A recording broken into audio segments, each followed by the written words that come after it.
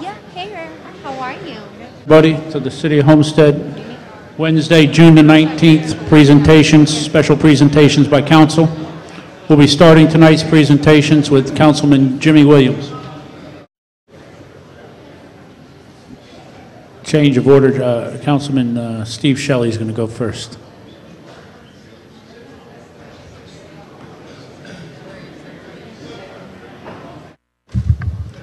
Good afternoon, everybody. I'd like to go ahead and start the council presentations today. A few weeks back, we had the Military Appreciation Day. The City of Homestead put on our second annual Military Appreciation Day event here in the City of Homestead to honor our military men and women, and it ties in because we're such good partners and friends here of Homestead Air Reserve Base. And so tonight, I wanted to take the time to present a certificate of appreciations to the committee that helped plan the event between the city, the Military Affairs Committee, Homestead Air Reserve Base, and the Chamber of Commerce, as well as many other volunteers that were also present on that committee. So I'm going to take this opportunity to present certificate of appreciations to both the committee members as well as the sponsors. And the certificate of appreciation for the committee members states that this certificate is awarded to Rick Amarato, Military Appreciation Day Committee, for your insightful planning, diligent preparation, and dedicated execution as a vital and exceptional team member of this committee that ensured military men and women and their families were recognized, honored, and remembered for their service and sacrifice on May 25th, 2013. Thank you for your contribution to the second annual Military Appreciation Day in Homestead. The City of Homestead salutes you, honored this 19th day of June 2013, and it has all the mayor, vice mayor, and council members' names on it. And so with that, I'd like to invite individually each member up. So we'll start with Rick Amarato.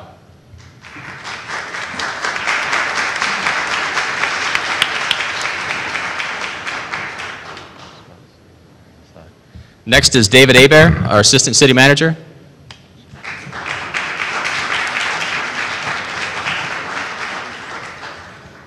Dennis Maytan, our Parks and Rec Director.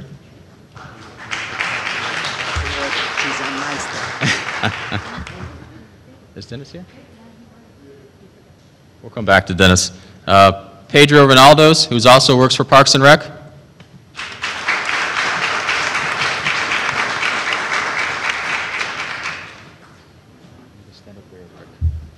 And we'll call David back up here to stand in line with the rest of his fellow committee members. Begonia Gonzalez, our PIO.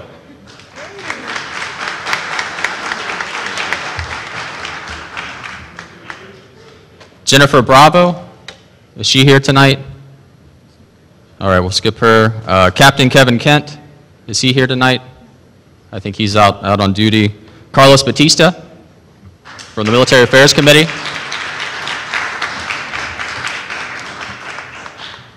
Rosa Brito from the Chamber of Commerce, the Executive Director from the Homestead Florida City Chamber of Commerce.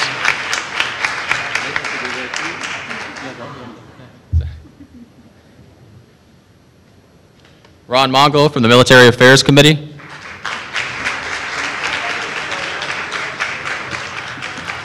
Timothy Norton from Homestead Air Reserve Base.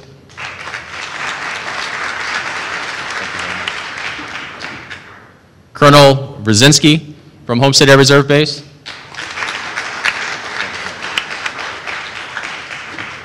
Yvonne Knowles from Homestead Main Street.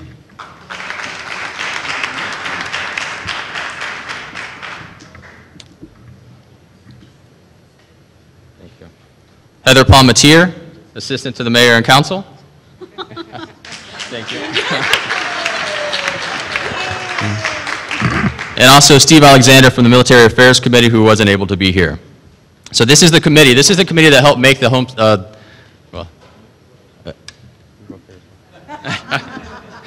this is the committee that helped make the Military Appreciation Day a reality. They worked very hard. We worked tirelessly. We met almost twice a month from about February through the event. And so I want to thank them for their tireless dedication and for their hard effort and hard work.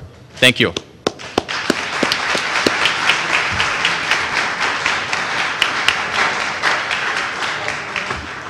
I asked him to stay right there. I'm going to do the sponsors now. We'll do one big picture and we'll be done, I promise.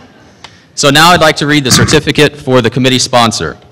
And it says, Certificate of Appreciation for the Military Appreciation Day sponsor for your belief, passion, and support of the United States of America Armed Forces and ensuring the military men and women of their families were recognized, honored, and remembered for their service and sacrifice on May 25th, 2013. Thank you for your contribution to the second annual Military Appreciation Day in Homestead. City of Homestead salutes you, honored this 19th day of June, 2013. And the first sponsor I'd like to recognize is Value Place Hotel. They sponsored the prize for the raffle ticket for the military men and women, so I'd like to invite them up as well.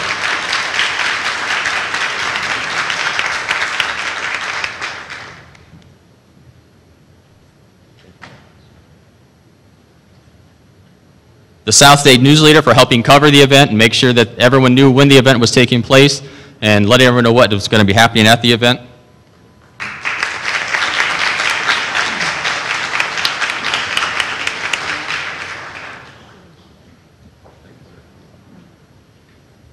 The Miami Herald, I don't know if we have anybody from here, but they also worked with us. They helped donate time to actually advertise and promote the event. They give us discounted rates on our promotion, so I wanted to thank them. The Rotary Club of Homestead donated $500 toward the Military Affairs Committee's voucher program, so I want to invite Robert Chaplin from Rotary Club.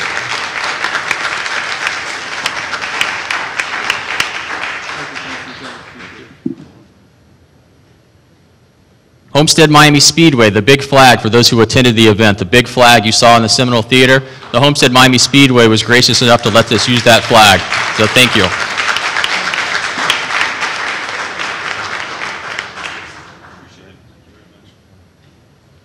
And lastly, Dougie Hitchcock, who was the MC from Thunder Country. I don't think he made it tonight as well, but give him a round of applause for helping MC the event. So again, thank you all for all your hard work and effort. I look forward to working with you all again next year. We'll make the event bigger and better. Thank you.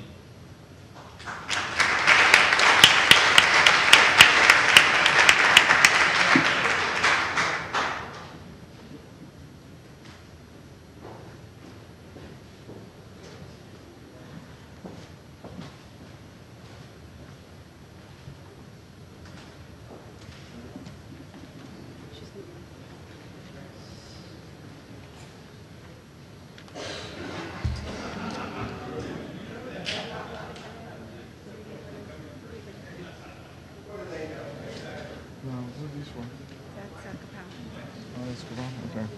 Now, did you separate the ones that are going to hear already? Okay. Where is okay? Where is the award for? Okay. Oh, it's right there. Okay, perfect. I didn't see it. Councilman Shelley, I just want to. On behalf of the City of Homestead, myself, I attended the event. It was very well attended, and thank you for honoring those military men and women that give so much to our community. And it was a great event. So I'm looking forward to next year again. So congratulations to you as well.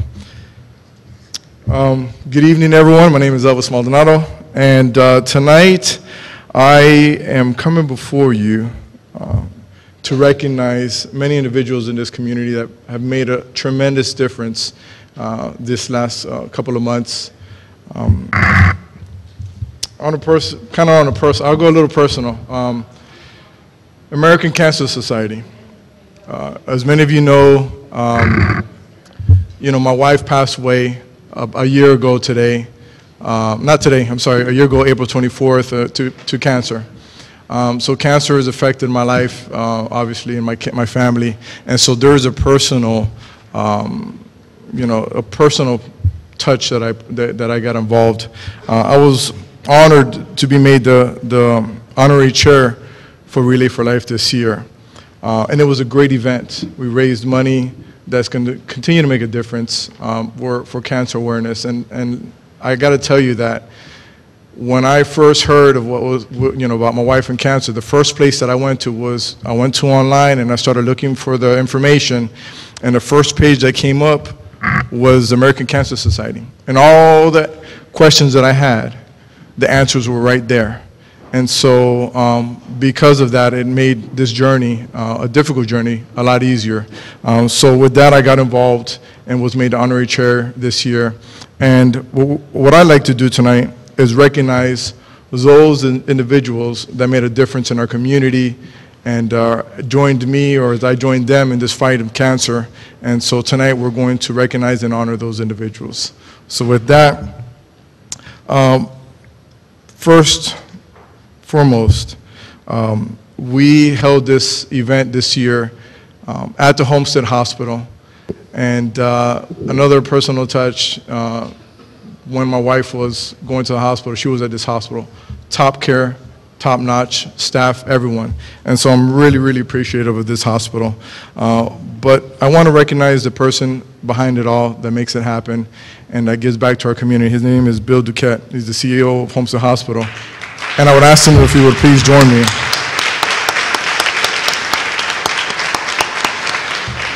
Stand up here for a second, Bill. Bill, I have all these great words, these great things that you've done. Bill Duquette is the CEO of Homestead Hospital, and I could read this and go on and on and on of what great work he is. But I just want to say that, you truly have the pulse of this community, your commitment to this community. I've seen it time and time again, personally, and as I go out, I see him here always in Homestead. I'm glad that Baptist has you here as your CEO, and I hear nothing but great things about this hospital. So for the Relay for Life we held over at your area, thank you for all the support that you gave us, because it was there that we made it happen, and it was a success, and we look forward to having these continued success. And so, if you would allow me to read, it says, in great gratitude for your individual support to the Relay of Life of Homestead and American Cancer Society, thank you. Together we are making a world of a difference and creating a world with less cancer and more birthdays. Presented to Bill Duquette from the City of Homestead. Thank you, Bill. Thanks, Elvis. Very good. Thank you. Thanks. Again, if we ever see this guy, make sure you shake his hand and say thank you, because he helps out so much in this community. And at the same token, I'm also going to recognize everyone else from the Relay from Life Committee that made this happen. So if you don't mind, Bill, if you just kind of hang out with me up here while you do this. Let me get a picture quick with Bill. What did we skip? We skipped everything up here. Thanks, Bill. Thank you. Okay. Relay for Life. Finish the Fight is the title. Together we can end cancer. 100 years ago, the American Cancer Society started the fight of a lifetime. They've been finding answers that save lives, from challenges in lifestyle to new approaches and therapies, to improving cancer patients' quality of life. In fact, no single non-governmental, non-for-profit organization in the U.S. has invested more to find the causes of and cures of cancer. More than half of all the cancer deaths could be prevented by making healthy choices, like not smoking, staying in a healthy way, eating right, keeping active, getting recommended screen tests. Research is the heart of American Cancer Society's mission, and 60 years ago, 1 out of 3 people diagnosed with cancer survived. Today, thanks to part of the work of the American Cancer Society, 2 out of 3 will survive. Let's make it 3 out of 3. Together, we can fight and finish. So with that, I'd like to bring forward and recognize the committee members that made this possible. Please, these folks have dedicated volunteer time to get involved, and it's basically because somewhere in their life, someone might have been affected with cancer, and so they feel the need and the cause to get involved the same way I did. So I'm grateful for their involvement, and with that, I'd like to start calling them up and bringing them up here and to recognize them. Before Yvette Ortiz, the event chair for Relay for Life. Yvette Ortiz, please come forward.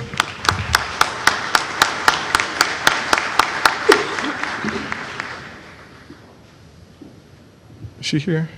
She's short. You might see her. I don't see her. There she is. See, I told you. Just kidding, Yvette. And I'm going to read this. I'll read it once so that we don't continue to read it. Certificate of Recognition. This certificate is awarded to Yvette Ortiz for your 2013 Relay for Life branding, outstanding volunteer service, fundraising, diversity, and teamwork. The City of Homestead Council honors you on this day 19th, June of 2013, and it has all our names out here. Thank you so much for everything you've done. Thank you very much. So we'll get a picture with everyone, so you guys go that way. Team development, our past chair, and this guy is just the Energizer Bunny, Michael Hitt from the city of Homestead.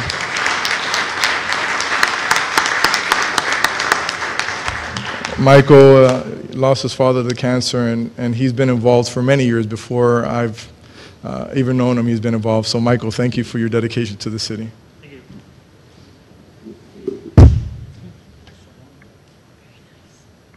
No other with him. Team development co-chair, Jerry Ann Bernstein. Oh, she's not here? Okay.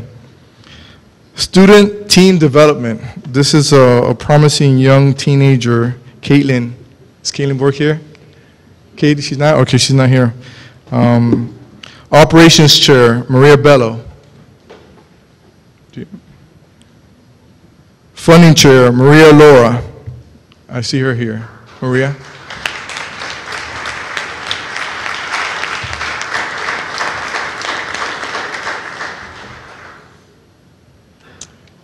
And online fundraising chair, Jennifer Laura. Is she here?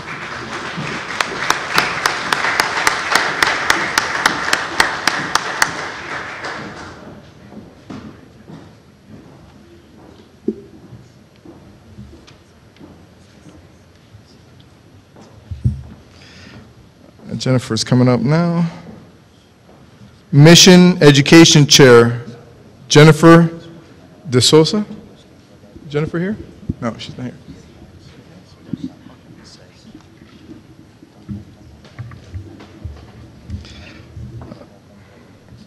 Mission Education Chair, no, that's, sorry. Survivor Chair, Nancy Bork. She's not here because that's Survival Co-Chair, Wendy Springer. Is she here? This is one of our survivors that stays involved with the Relay for Life. This woman here is a champion, working hard, and she has so much energy. When we meet, she's been a spark of energy and an inspiration to us, and she's a Survivor Co-Chair. Thank you, Wendy.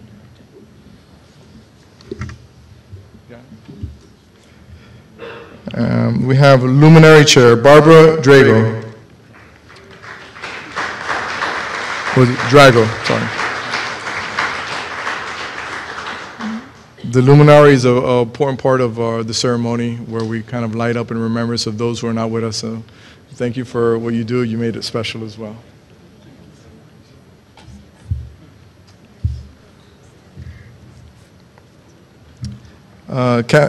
Logistics Chair, Christina Fernandez. Is she here with us? Christina? No? Okay. Activities and Entertainment Chair, Diane O'Connor. Our staff partner, Jose Bowles, is not here with us. And our sponsor chair, William Laura. This is one of our sponsors. The Laura family. Let me tell you, there's 3 Lauras up here. This family, residents here, involved, and thank you so much. The whole family got involved and made a great difference. So William has been a great friend and a partner in the Relay for Life. And you're going to see this guy. He's a bundle of love.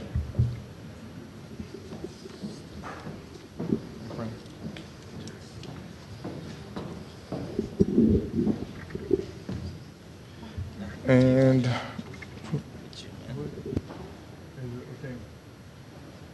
is Kenneth here? Kenneth Burke is here. Burke family? No, they're not here. Okay. Okay, we'll get a picture with this. This is a 2013 Relay for Life team. Let's give them a round of applause because they've done a great job and make a difference in this community.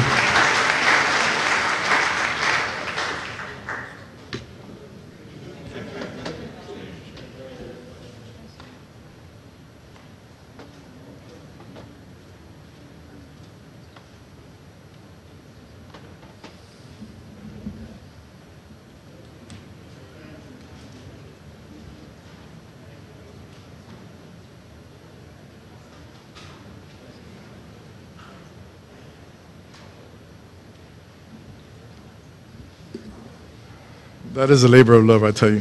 Thank you. Okay, we're going to move on to our next presentations. We're talking about KAPOW. KAPOW is how it says. And the KAPOW stands for Kids and the Power of Work. Their motto is to seek to inspire and educate elementary school children and working through partnerships among businesses, communities, and schools. Tell you a little bit about KAPOW and how we worked with them and those who helped make this possible.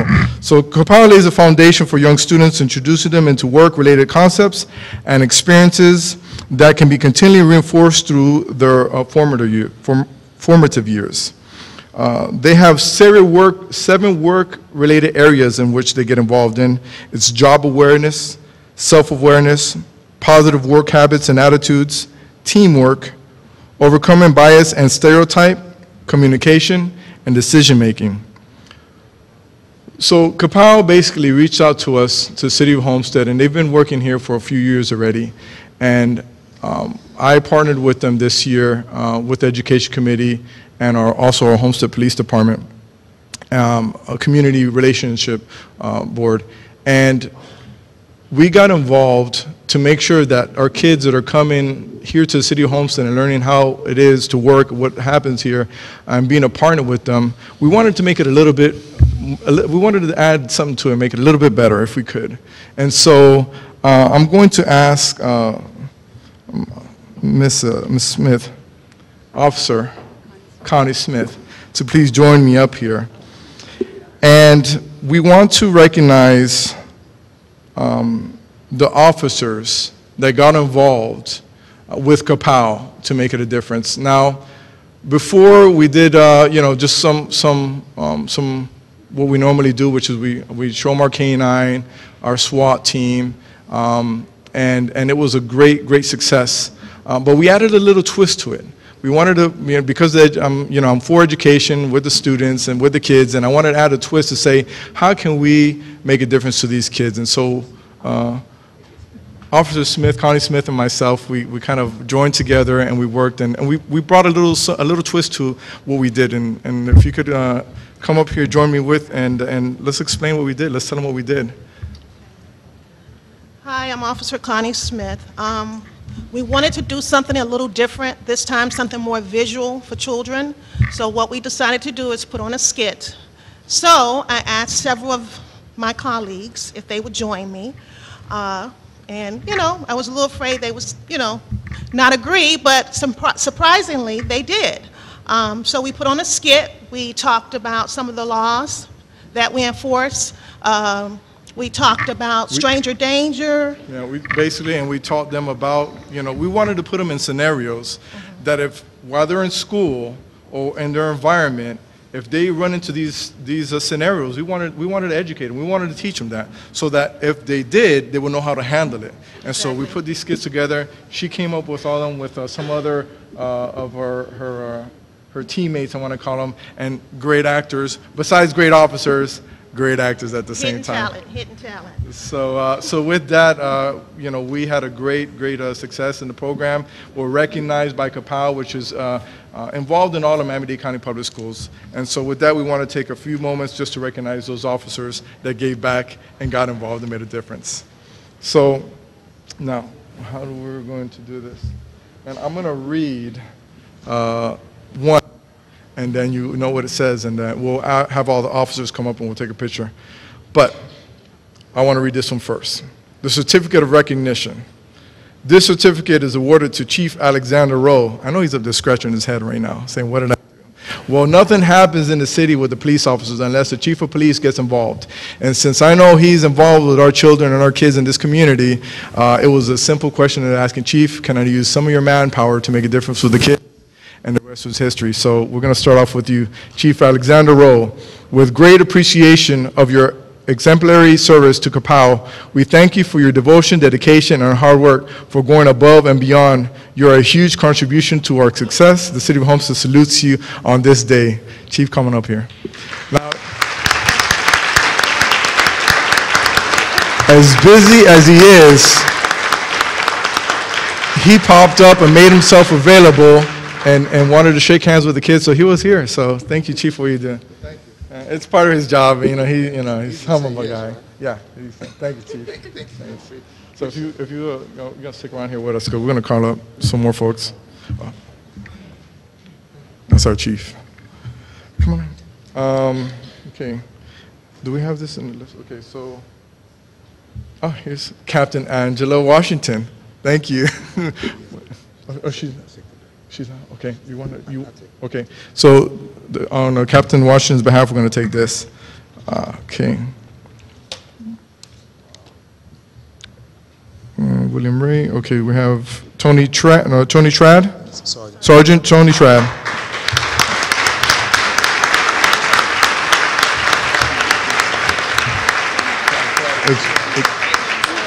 Yeah, so Tony Trad is our canine, and it was here with his dog and his canine, professional officer. So thank you for your support and dedication.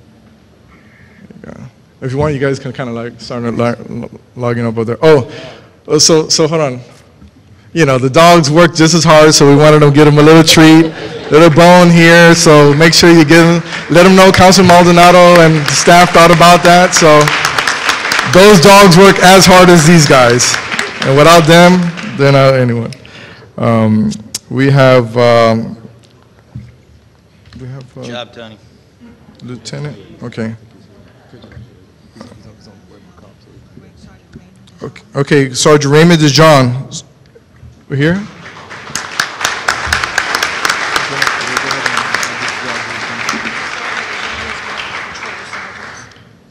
And he's with one of our patrol sergeants and was involved as well, so thank you for your work.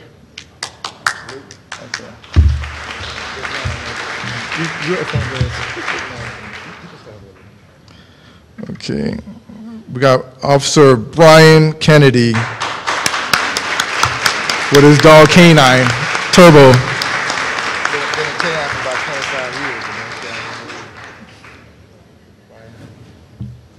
25 years of service as well, one of our best officers here. Thank you. There you go.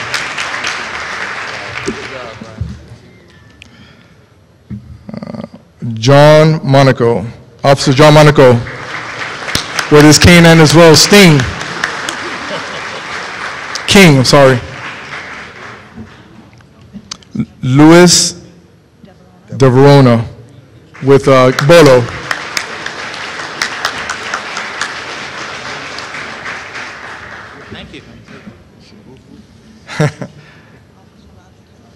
Officer Robbie Tate.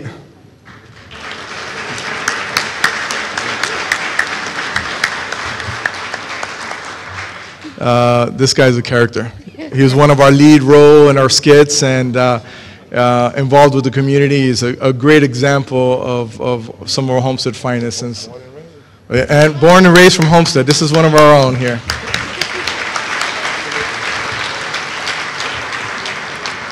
Eileen Cavo, Officer Eileen Cavo. Is here? Officer Anthony Green. Oh, there he is. Yeah, I remember recognizing him not too long ago, one of the Homestead's top cops as well. Thank you, sir, for your dedication, your work. He was an arresting officer in our skit. I played one of the bad guys one time, and so I had to be arrested through him. So I'll remember that. Who do we have here? Ryan Cawley, Officer Ryan Cawley.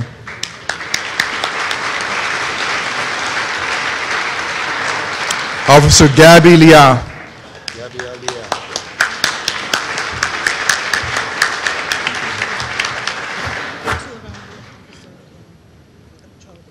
These are one of our two new officers and with the patrol of Division of Patrol. Thank you for your help.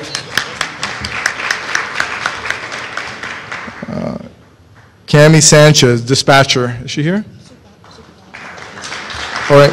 This is our supervisor of dispatch, so if you'd have to call, she's one of our own there. Thank you so much. Thank you. Good to see you. Great job. We needed a dispatcher while we were actually doing our skits. So And we have, okay, Maritza Ramos is also another of our dispatchers, City of Homestead. This one or another dispatchers. Thank you so much. Excellent job.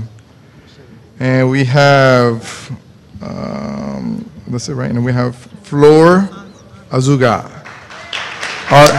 She's like this tall. Really? Oh, yeah, she is. Laura's one of our SOS advocates. Our SOS advocates, always involved in the city, and with the SOS program, I could go on and on. We missing anyone here? Correction Officer Wong Herrera, correction officer. Corrections. He's with state corrections, but he's always one of our reserve officers as well. And he spoke to The kid, yeah, he also just giving back to our community, one of our speakers to the kids as a correction officer and involved. Thank you, sir. Appreciate that.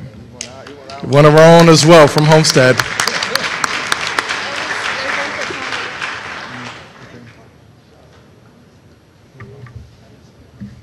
Do we have Teresa Pickles? Okay. And then we have Alex, no, that's it. And then last but not least, Officer Connie Smith. This is you. You made it possible. The brains behind the skit, very effective. Next year, we're taking it to the next level. We're already recommitted. Same group of people. Chief, I'm giving you a heads up notice. They're going to get involved, get you involved as well.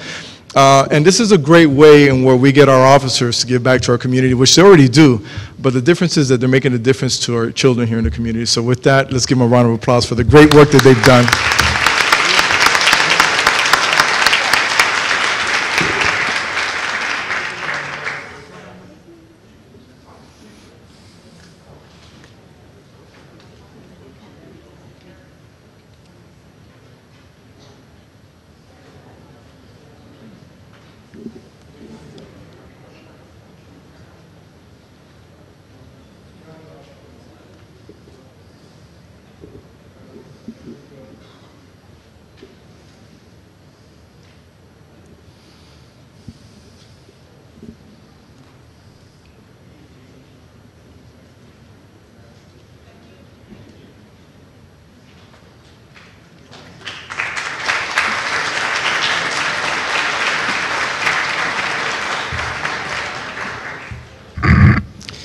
Thank you, Councilman Maldonado. Great job. Job well done, and thank you, Homestead Police Department.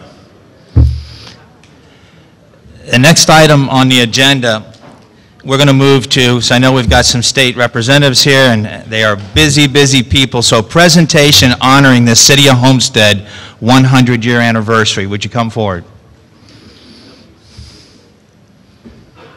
Welcome, Bob. Let's see. Good. Let me call them up if I might. If I could first call Representative Keone McGee forward, Senator Dwight Bullard, Erin Muir representing Representative Holly Rasheen, and J.C. Cannibal representing Senator Gwen Margolis.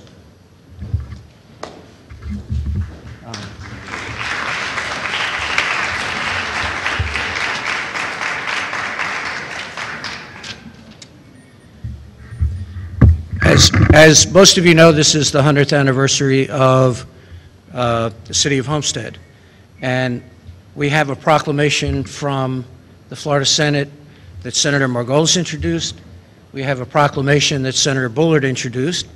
We have a proclamation that Representative Rasheen introduced, and a proclamation that Representative Keone McGee introduced.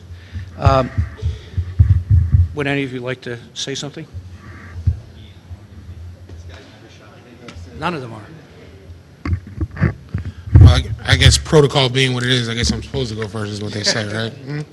Well, thank you all for being present. I mean, the celebration of 100 years of any city is something that needs to be recognized, and we thought it not robbery as elected officials and your elected state representatives to recognize the 100th year anniversary of the City of Homestead, and that's powerful considering the fact that Miami-Dade has about 32 different municipalities, and Homestead was the second one established and chartered. So it's important that we understand the significance of that 100 years and how it's been an inspiration to the cities that have followed. So I was happy to do it, and I'm excited I can work with these great representatives as well. So thank you.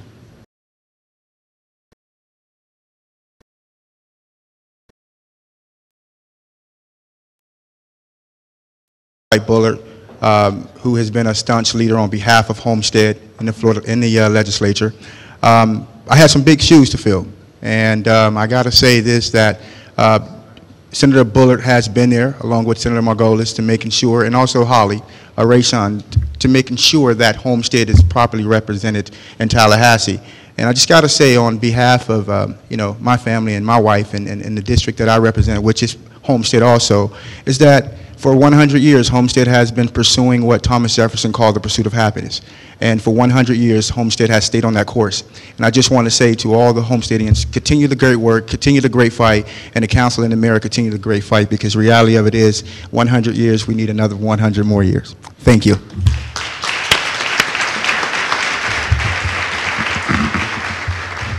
Mayor, just a point of personal privilege, I was looking through the audience and thinking who represents the better part of longevity in this community, and I couldn't help but see former Councilwoman Ruth Campbell. And God bless her.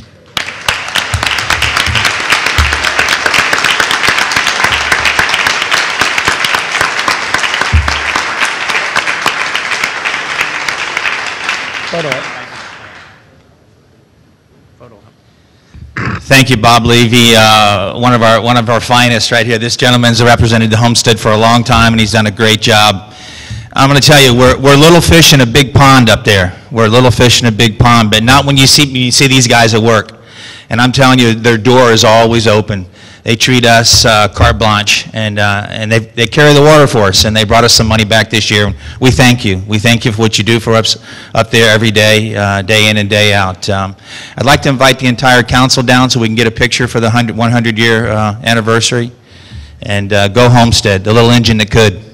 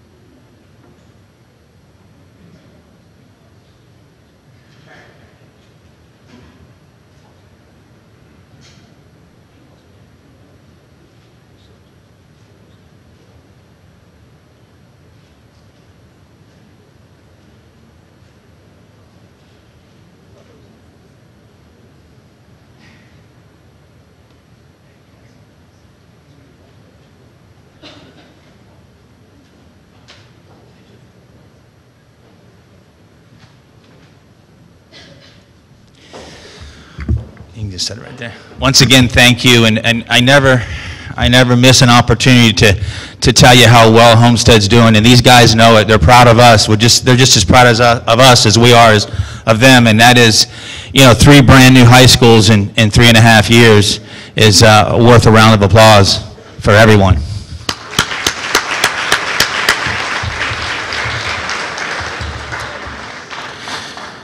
This country was, without a doubt, it's no secret, was built on the backs of small business. So I thought it was very important to recognize the 50 National Small Business Week. This is the 50th year of National Small Business Week. And this is what our country was founded on. This is where the rubber meets the road, without a doubt. And being a small business owner for 30-plus years, and I know that the men and women that I'm going to call up in a minute, they know exactly what I say when here comes Friday. Here comes Friday, because Friday's payday, and it may not have been such a good week or a good month, and you scramble to make it work. But somehow, week after week, it works. It works, you hang in there, and you do the right thing for the right reason.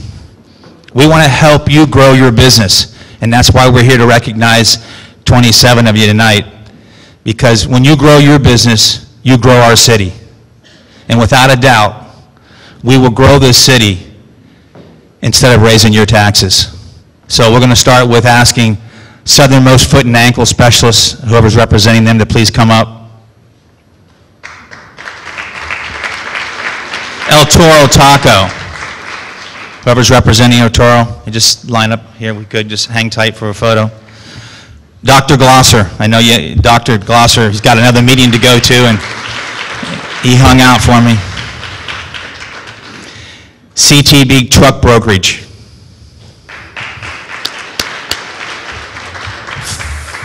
Phil's Metal and Salvage. Come on up here, Phil. Where are you at?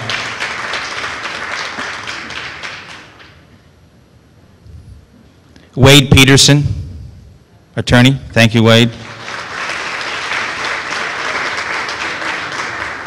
Panera Bread. The new Panera Bread in Homestead. If you haven't tried it, it's phenomenal. Community Bank of Homestead. Who's representing them? Palace Gardens. Palace Gardens, there's Sylvie. Always there when you need her. Everyone you call on her, Sylvie, I need some refreshments. Okay, I'm there. Anne Marie's Dress Shop. Anne Marie, are you here? Chefs on the Run. Come on up here.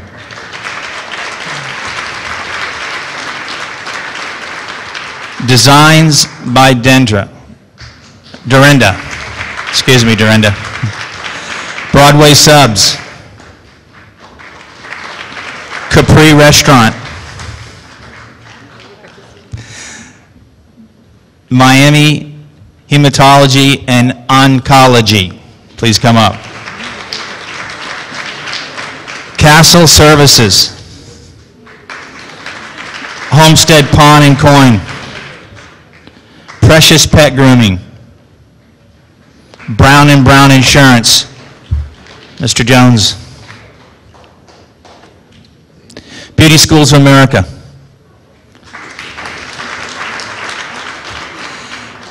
Castaway Pools. Keysgate Charter School. Alton Madison Property Management. Thank you. Thank you. White Lion Cafe.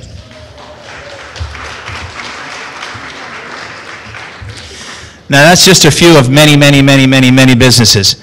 And we went down, we didn't try to handpick, we picked out 27 across out of thousands of businesses. And another plug for the great city of Homestead, in the last 3.5 years, we've brought in 700 plus new business licenses. 700 plus. That is incredible. Give yourself another round of applause for that one. Because that's growing a community. And when you grow your community through your small business, you financially strengthen your community. When we strengthen you, you strengthen us. We love you all very much. Thank you very much. God bless all of you, and God bless America.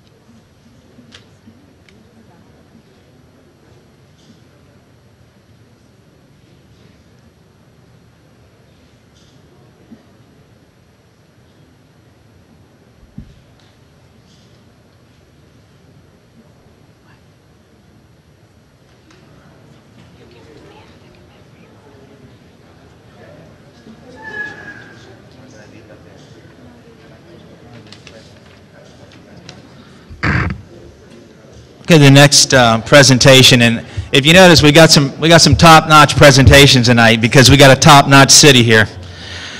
The next presentation will be Councilman Williams, Southeast Towing Appreciation and Recognition of the Southwest Cleanup. Thank you so much, man. Now, mine's going to go a lot quicker than yours. You know, we had to straighten that out with my last name. You guys got to give me a chance to go first. Thank you so much, Mayor. Tonight, as I attempt to do two things, one of the things I'd like to do is to recognize those businesses, as the mayor has done, but those small businesses that do so much in our community. And I want to invite up Southeast Towing. Peter Hernandez is the owner. And his business is located in the Southwest area. And so tonight I want to hand him a presentation and recognize him for his commitment and dedication to not only the city of Homestead, but also to the Southwest area. It's not a time I could not call him and he could not rectify an issue. And I want to thank him for being such a loyal business owner here in Homestead, because we know business is tough, but he's here and he's stuck around. And I just wanted to acknowledge him and commend him for his dedication to our community. Our community comes first, and he has done that and shown that through his service within the city of Homestead. So thank you so much. Thank you. You want to say something? Okay, let me read this certificate of recognition. This certificate is awarded to Southeast Wrecking Towing Company, Peter Hernandez, the owner, in recognition of your commitment and dedication to the Southwest area and Homestead community. And the city of Homestead salutes you, presented on the 19th day of June 2013. So thank you so much. Thank you. Thank you. Next, under what we may have, back June 1st, our committee, Southwest Advisory Board Committee, we organized and we had a cleanup day. And we could not have done it on our own. We have great community partners and great persons who invest in our city. And I think they have done a Hercules of a job, and they ought to be commended.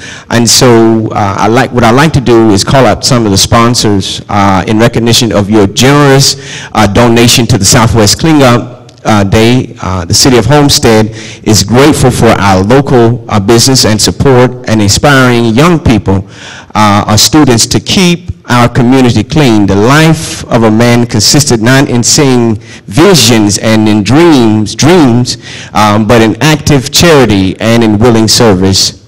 And so with that, here's a list of our sponsors. Community Bank of South Florida. Is a representative here from Community Bank? All right.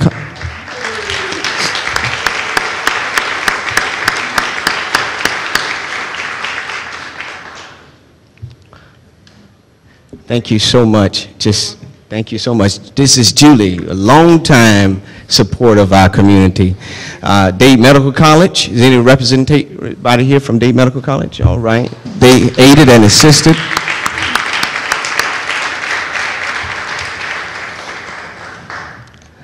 Edison's Furniture. Is Edison Furniture? Yeah.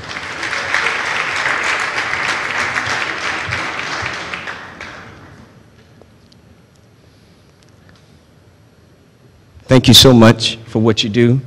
Homestead Hospital, Bill Duquette, is he here? Bill donated cases and cases of water so that we will all be hydrated and didn't have to make a run to Baptist Hospital. Thank you so much, Bill. Another one of our sponsors is Krispy Kreme Donuts. Oh, yeah. Yeah. We could not have done it without Krispy Kreme. We ate all the donuts and then we retired and had to figure out how we were going to pick up the paper. So thank you so much, Krispy Kreme, for your service and for what you do for our community. Thank you so much. All right, this is a list of volunteer certificates in recognition for your participation in outstanding volunteer efforts at the Southwest Cleanup Day. Volunteers are the only human beings on the face of the earth who reflects this nation compassion, unselfish, caring, patient, and just plain loving one another. And I believe that if we would just be able to emulate some of those words, because when we love one another, our community is loved. And so these efforts are a grassroots way of keeping our community clean and inspiring young students to keep our streets and parks garbage free. And that's what we're trying to do in our neighborhoods, because a good clean neighborhood is a very healthy neighborhood. And so I want to thank Bonnie. Is Bonnie here? Come on up, Bonnie. Bonnie has done so much for this city in her volunteer work. She took all the pictures and everything. She's taking a picture right now. And so, Bonnie, we want to thank you for your service. Though words are inadequate for me to express that, but Bonnie does a lot for the city of Homestead, and we are very much welcome. Thank you so much. Greater Miami's Service Corps. Are they here? Okay, I think Mr. Miles, Kevin Miles, is going to come stand for them. Okay. And then and then Homestead Florida City Community Relations Committee. Vioka, is she here? I thought I saw her.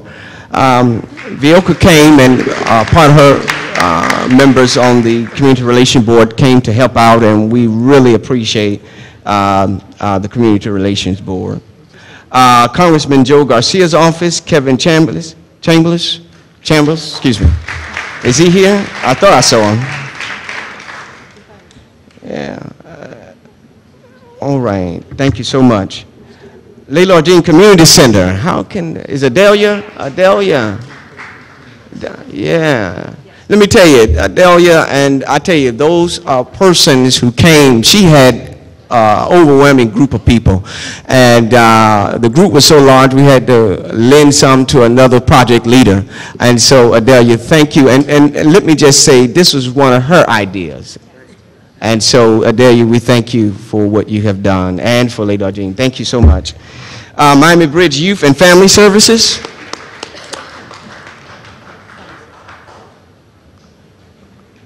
I tell you, these are persons, I mean, they came willingly and really wanted to give of their time, and we appreciate the partnership that we have with Miami Bridge Youth and Family Services. The interesting thing about it is their location is right down the street from my house where I live on 3rd Avenue, and so just to know that they run a great exceptional program there is just phenomenal, and they need most of our support. They need all of our support in order to make their program a success, and so we are very appreciative for what you have done in order to help us during that day. Thank you so much.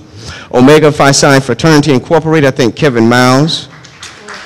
All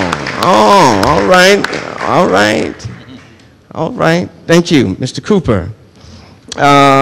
Parks and Recs of the City of Homestead, let me throw a shout out to Dennis and also Travis. They really enabled us to do what we needed to do, having the building open and making sure we coordinated with pick up the trash and all of that, and we have a #1 rated Park and Recs department. So thank you so much, Dennis, for what you do and how you run the Parks Department. The Police Explorers, Mr. Tate, Officer Tate, is he here? I thought I saw him. Yeah. All right.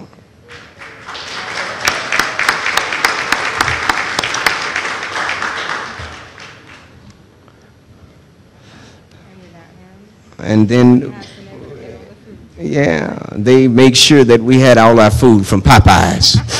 So thank you.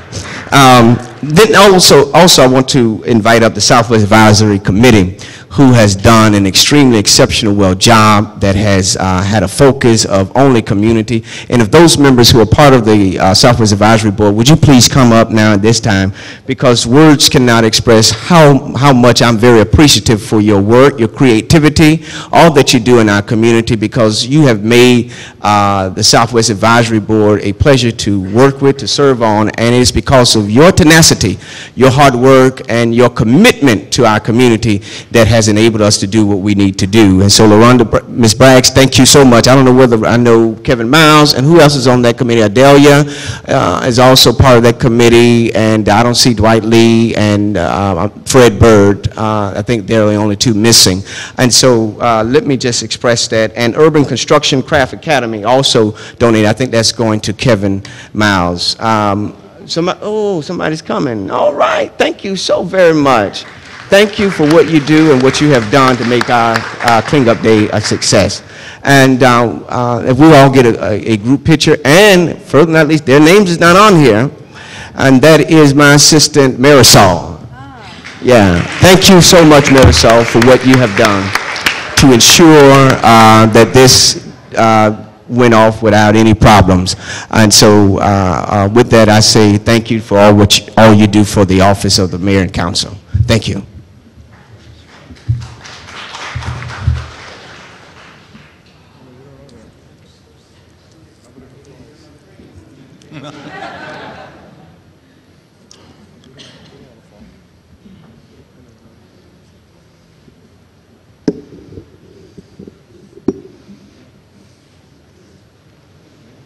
Thank you, Councilman Williams.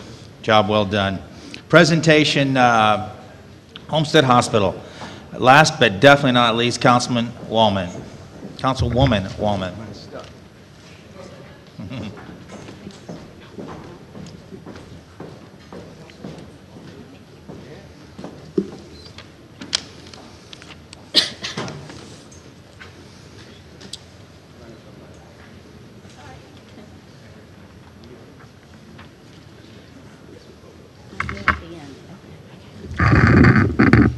Got to bring it down for me. Sorry. Bill DeCat, please come forward. CEO of Homestead Hospital. My friend, my brother. I love you, Bill, and you know it. Ditto. Ditto. I'm happy to recognize and honor our very own Homestead Hospital. I think I need to be there with the sinuses going on. I know. I've been there enough. Thank you very much. For being named as one of America's safest hospitals in the April-May 2013 AARP magazine. And I get it every month, so. Among the 66 making the list, Homestead received a very high score and was noted for a safety superstar, specifically for nursing quality. And believe you me, Mervyn and I know your nursing quality. And it's superb, it's A+, it's A #1. So I can vouch for that. The administration, the doctors, the nursing staff, they're just amazing. And this is one of the many accolades in addition to making Fortune magazine's 100 best companies to work for list in February of this year. And let me just tell you, what is there, about 13 times that you've been in this magazine? So that's a really big deal. And we're so happy and proud to have them here in our community. So Bill DeCat, you already have the award. Thank you. Yeah.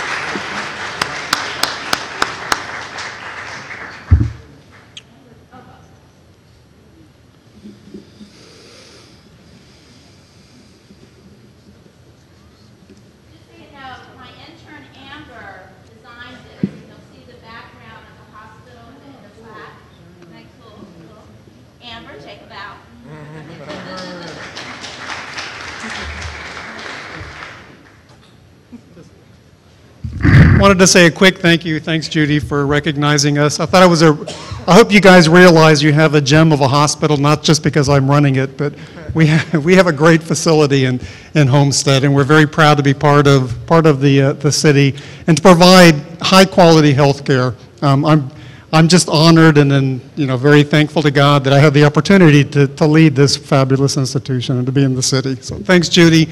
Elvis, thank you for your kind words earlier also. Mayor. Thank you, sir.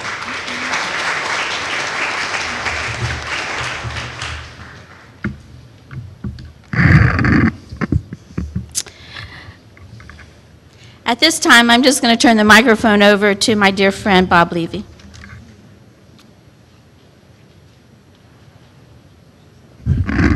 Thank you, Councilwoman.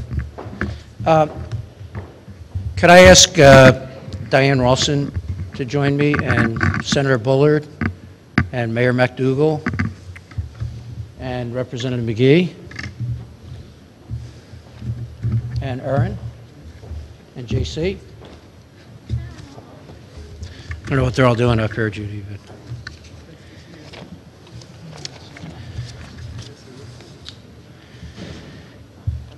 but. Mayor, council, and distinguished guest, 25 years ago, 1988, before some of the people up here were born, Take it like a man. some,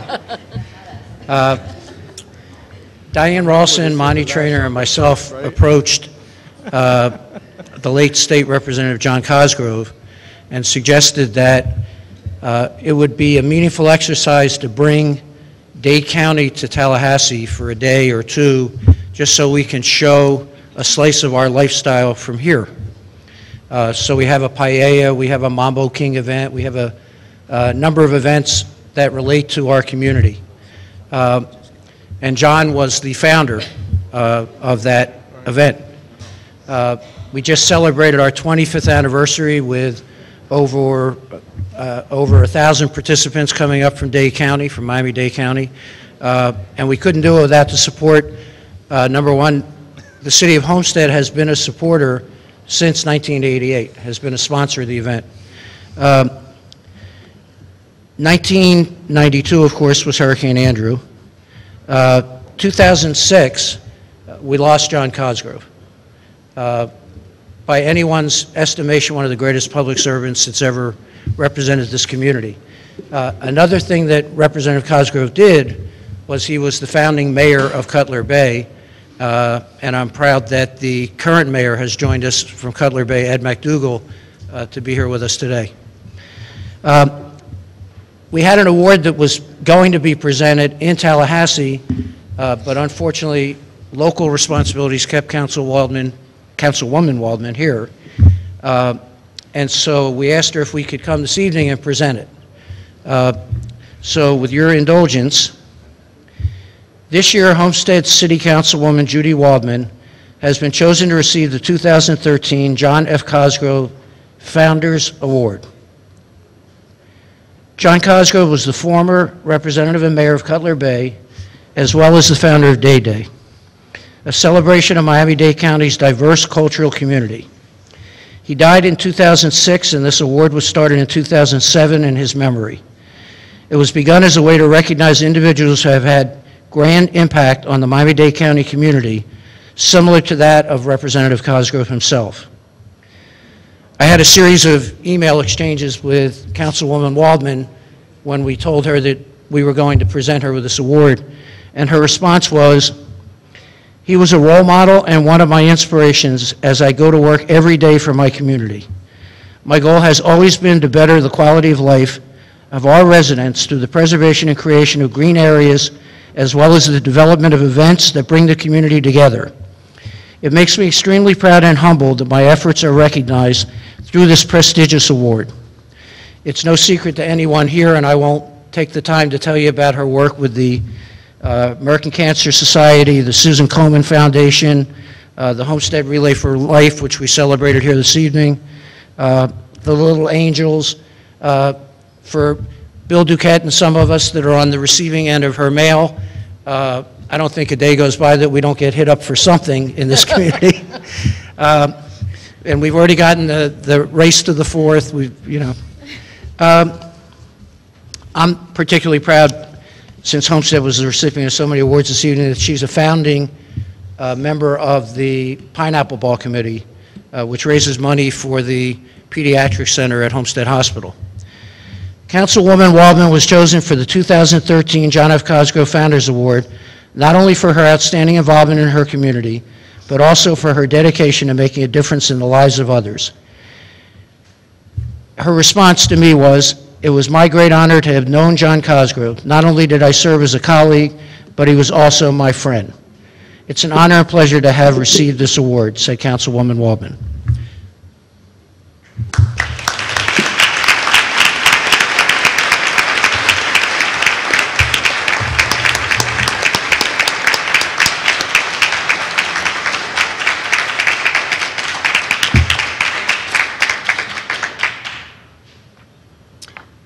I'm very touched. And I have a speech, which I wrote at 4 o'clock in the morning because I couldn't sleep. Heather was yelling at me today, my assistant Heather. I was just so touched and so honored. And so I'm just going to go by my speech because I'm so afraid I'll forget someone.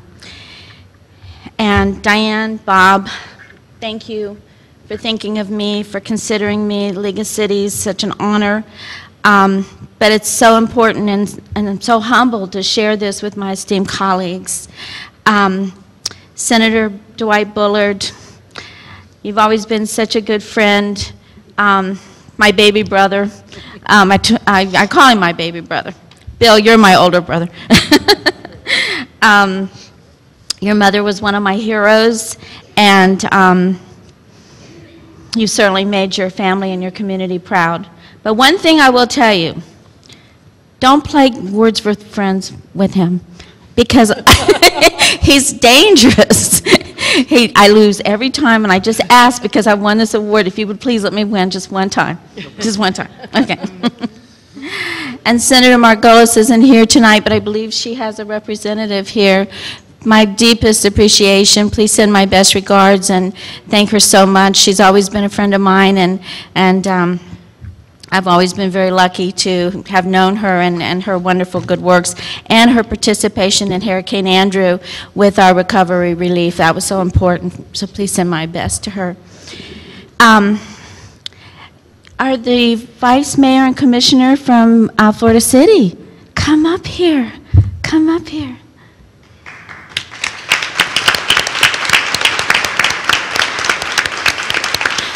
Hi. Thank you so much for coming. Such an honor to have you here. And I just wanted to say that you're such a role model to all the little girls in Florida City, our sister city, because you broke that mold. A woman on the council. So that's such an honor, and I'm so happy to say that I call you my friend, and thank you so much for honoring me tonight to be here with me. Mayor McDougal. John's hometown, Cutler Bay, such a sweet thing for you to do, to come tonight. It means an awful lot to me, more than you know. And thank you so much for buying my rum cake and feeling sorry for me at our recent SOS gala where we raised money. It was something else I forgot to see. I let you off on that one, Bob. We raised money for domestic violence, so or against domestic violence. So Ed felt sorry for me and bought my rum cake at a very ridiculous price. It was worth everything. Okay, I've got you down for the next one. Kevin Chambliss, where's Kevin? Kevin, thank you for being here, representing Joe Garcia's office. Kevin is Joe's aide, and he does a really good job in this community. Kevin, thank you so much for all your participation. Is Aaron is Holly, Representative Holly Roshin's aide, and I want to thank you so much for being here as well. It's very important to me that you came and you were here to represent her, and Holly and I have known each other for many years, and I appreciate so much. Please send her my best. Representative McGee. This handsome young man is new to our community as far as representing us, and we're happy to have you, and I hope that we can work on many adventures. I don't call them ventures, I call them adventures in the years to come. So thank you so much for being here. I hope I haven't forgotten any of my colleagues. I'm an extremely lucky person to have known John Cosgrove, not only to have known him as a fellow council person, mayor of Cutler Bay, but I knew him through my work. I was a realtor and a mortgage broker at the time. John and I had the privilege to work together. And it was before I was on council, and I don't know what he saw in me, but he saw something in me, and he encouraged me to run for office, and I'll never forget that. You know, he was that kind of person, and Bob, you were his best friend, so you know exactly what I'm talking about.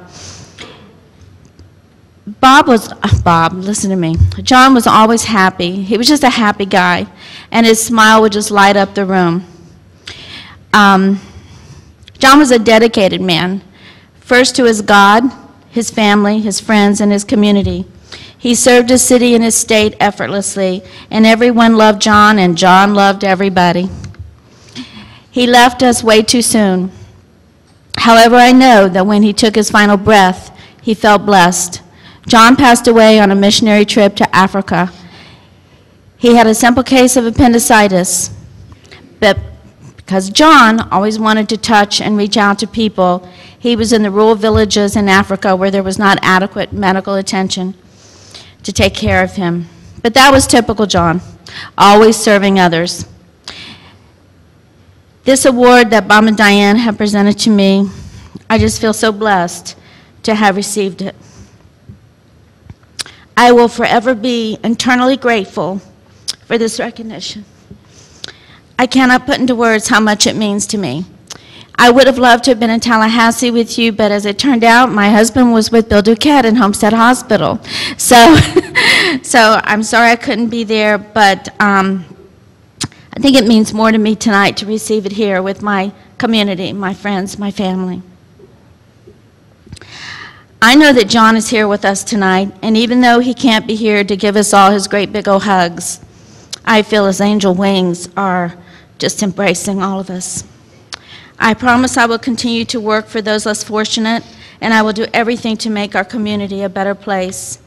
Bob, Diane, thank you so much for allowing me to be in the company of this great, great man. Thank you. Thank you.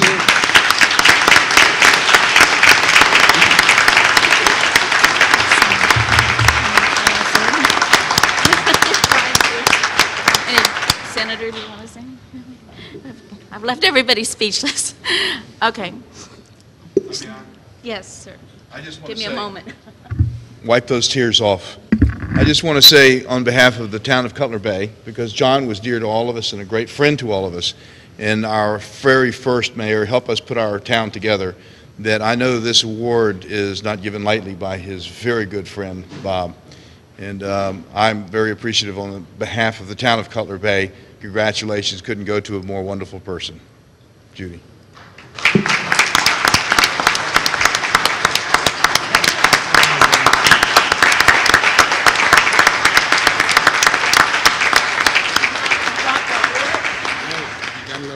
That was my husband. Thank you, hon. They're probably, are they from you, though? Or Thank you.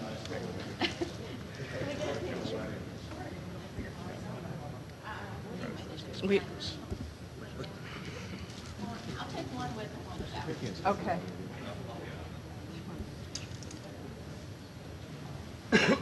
Dwight. Beautiful. Congratulations. For the picture?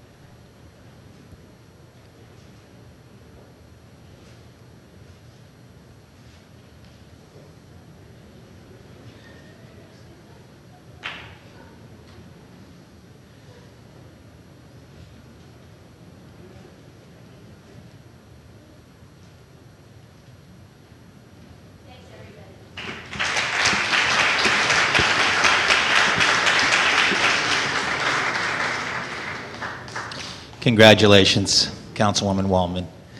We are going to move into a CRA meeting before we go into our council meeting. That concludes the presentations for this evening.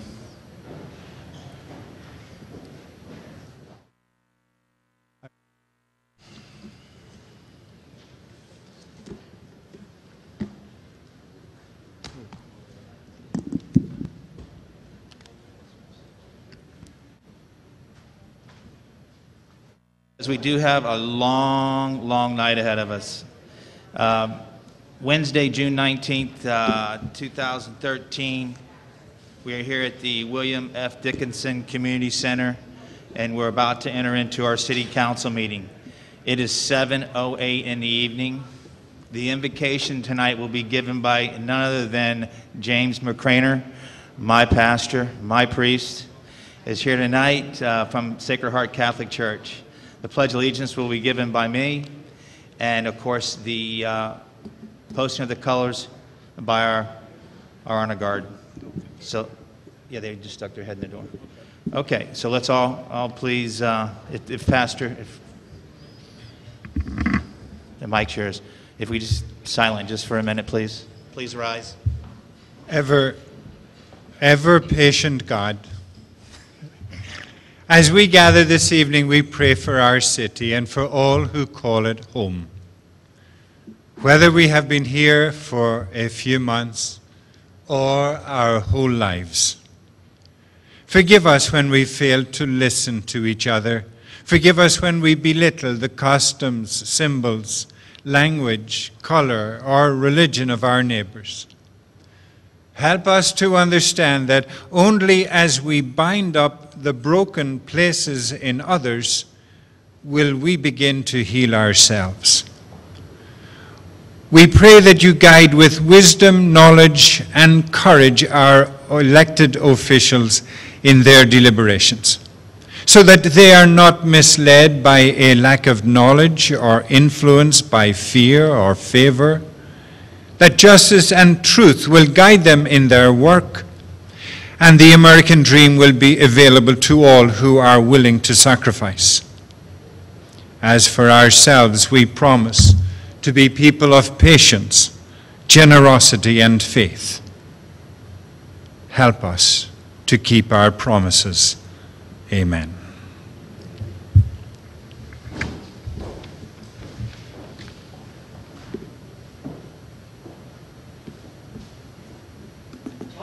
Attention! Carry, cut it! Forward, march!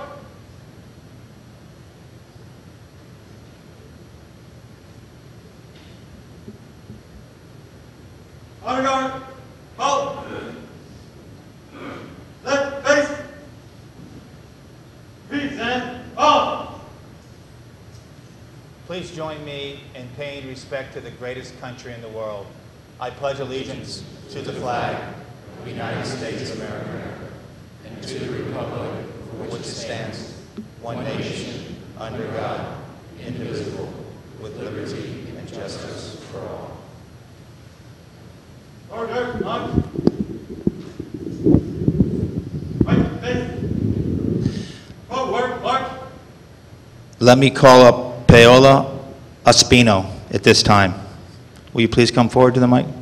She is going to sing either with the mic or a cappella for us.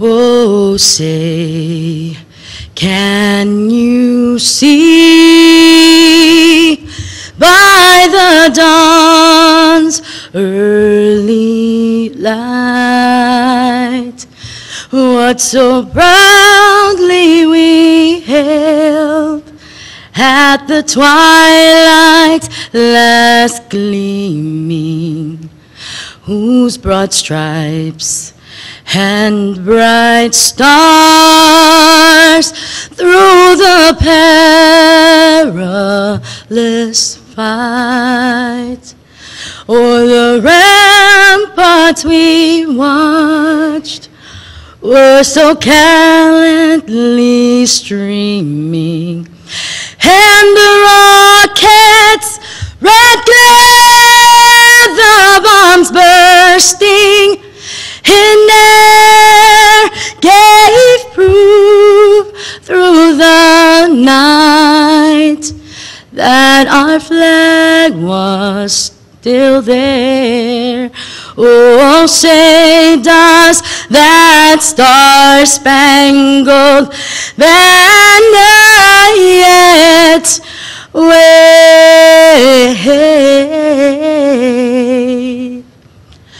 o'er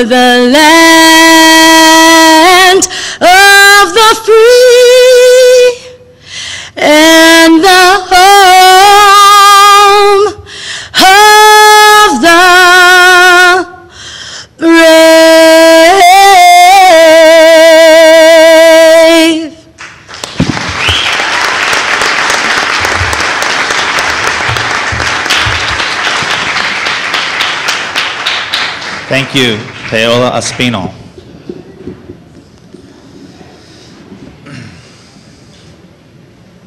Madam Clerk, please call the roll. Councilwoman Faircloth McCormick, absent. Councilman Maldonado. Here. Councilman Shelley. Here. Councilwoman Wallman. Councilman Williams.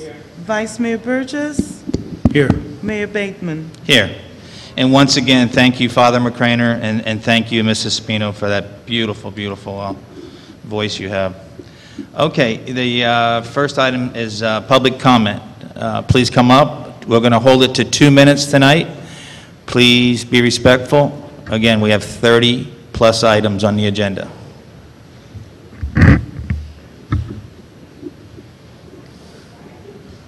Go ahead. Hi, my name is Vielka Dyer. My address is 1920 Southeast 17th Avenue, Homestead, Florida. On behalf of the Board of Directors and the Executive Director of Homestead Main Street, we cordially invite you to our event on June 29th, 6 to 10, where we will be celebrating Hispanic Heritage Cultural Celebration. We will have the food trucks, and they will be serving typical Hispanic food. We will have a parade of children bearing the flags, and we will also have a children's zone, and we will have a band called Son de Panderos. We invite the council, the mayor, and the citizens of Homestead to please come out and join us in this festival. And for our residents who speak Spanish, los invito para que participen en este evento el 29 de junio de 6 a 10 de la tarde. Thank you.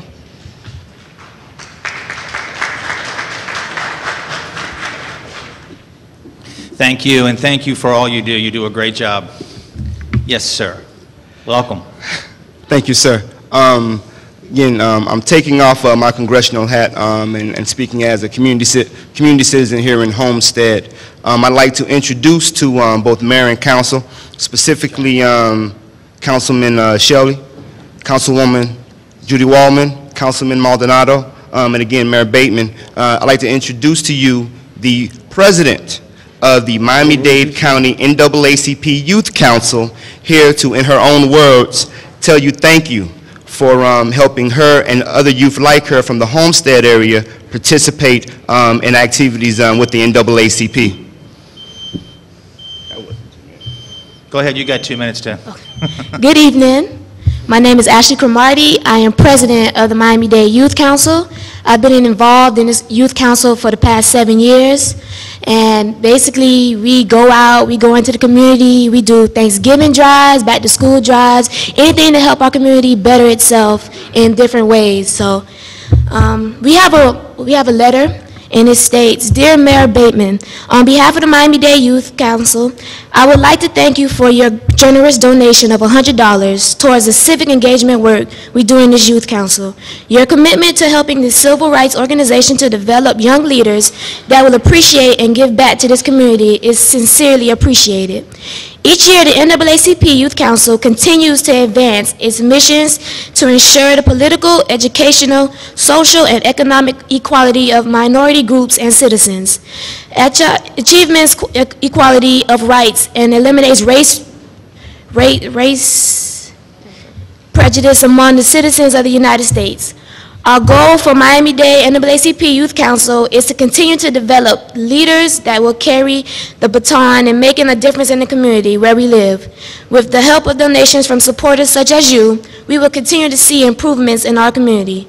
Please retain this letter for your records, estimated value of $100. Best wishes, Ebony Jackson.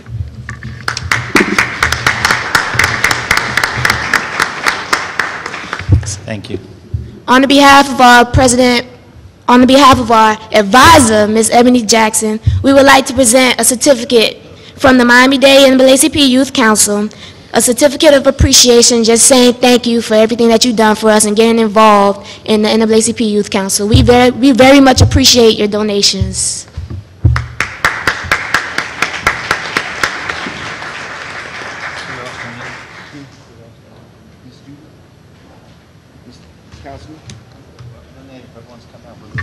Yeah, we want to make sure that it's known that Mayor Bateman, Councilwoman Judy Wallman, Councilman Elvis Maldonado, and Councilman Shelley were the ones, and she's not here tonight, but also Councilwoman Patricia Fairclaw McCormick were the ones who gave the donation. So again, we appreciate it. Thank you.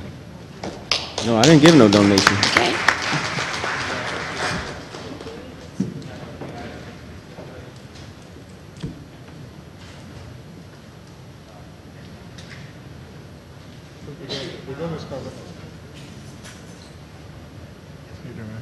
Thank you. Thank you. Oh, over there.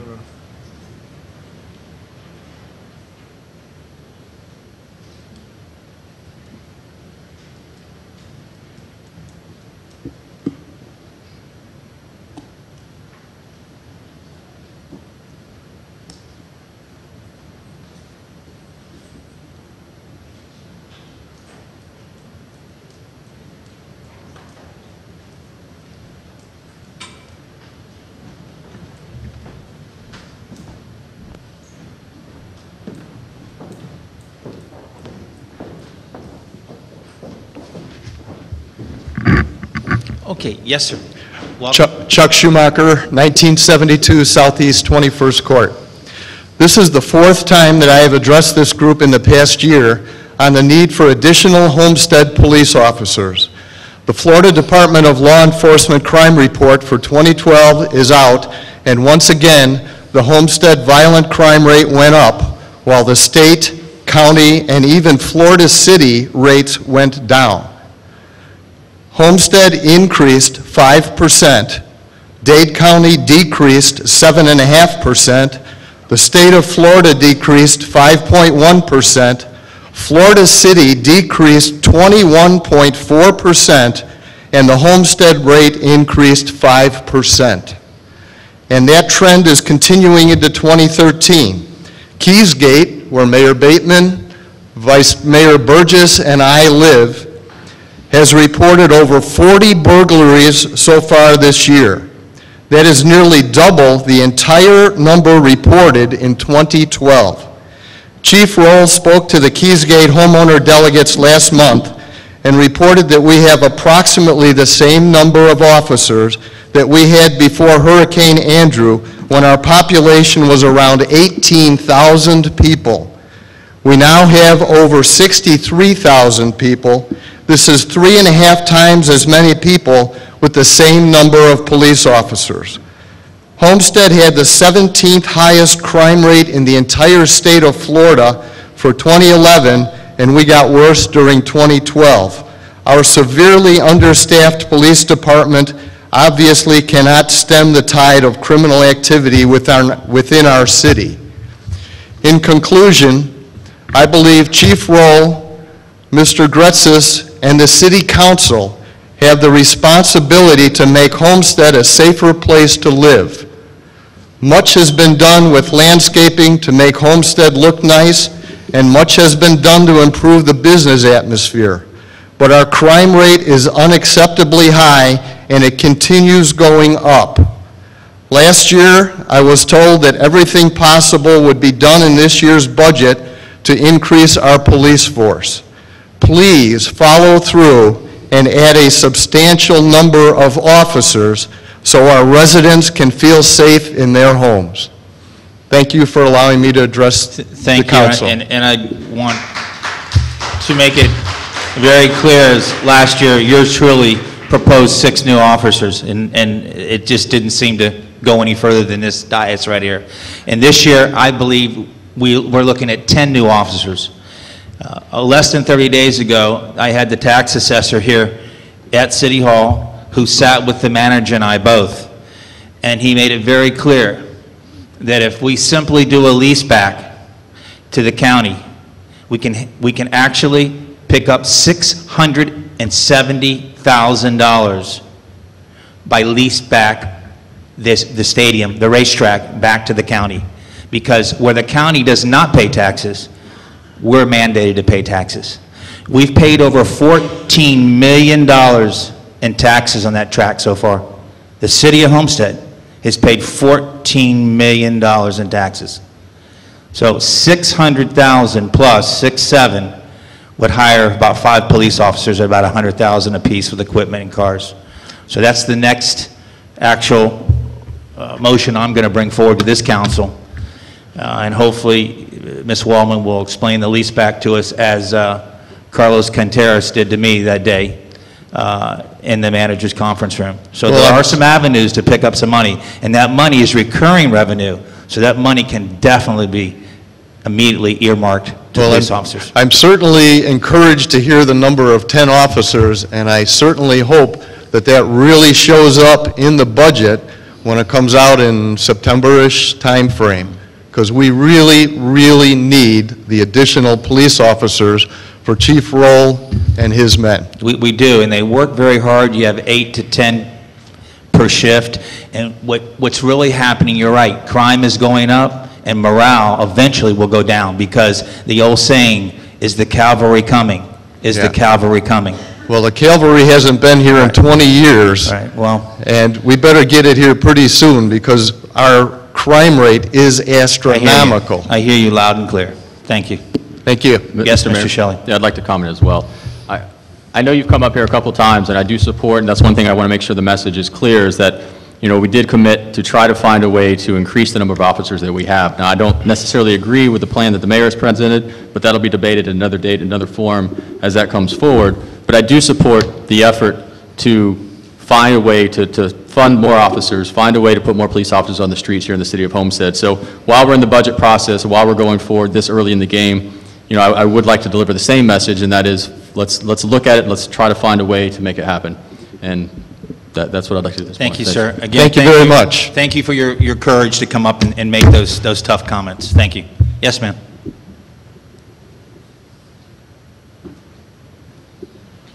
Good evening. My name is Janice Klein-Young, and I am the chairwoman of the board of Art South on 240 North Chrome Avenue. And I wanted to take this opportunity to give you a brief update about what Art South has just recently accomplished and what we are doing over these summer months. Art South just closed its after-school and during-the-day service learning program. We had a full show within our 250-seat sanctuary and our 4 art galleries, hosting several families and parents of our students who attend our after-school program. We also participated in Military Appreciation Day on the steps of the Old Baptist Church on Chrome Avenue. We had representation from various resident artists at the Military Appreciation Day. We also recently had a drumming workshop, which is like a drumming circle in our sculpture gardens for the parents and families of those students who attended our after-school and service learning program. We just opened up this week on Monday our yearly Art South Summer Arts Camp. We began it again on Monday. We have about 100 students attending that camp, a good percentage from Chapman Partnership for the Homeless, as well as the migrant camp and other neighborhood facilities. We are servicing students with special needs, as well as those who just are neighborhood children in Homestead. We invite you to come and visit our summer camp. It goes from 9 a.m. to 4 p.m. daily, Monday through Friday. We also, as we speak, we are hosting a paint and sip party at Art South right now for Homestead Chamber of Commerce, and if you adjourn early enough, you can maybe join us for a little Schnebley wine and some painting. We'd love to host you there. Thank you very much. Thank you.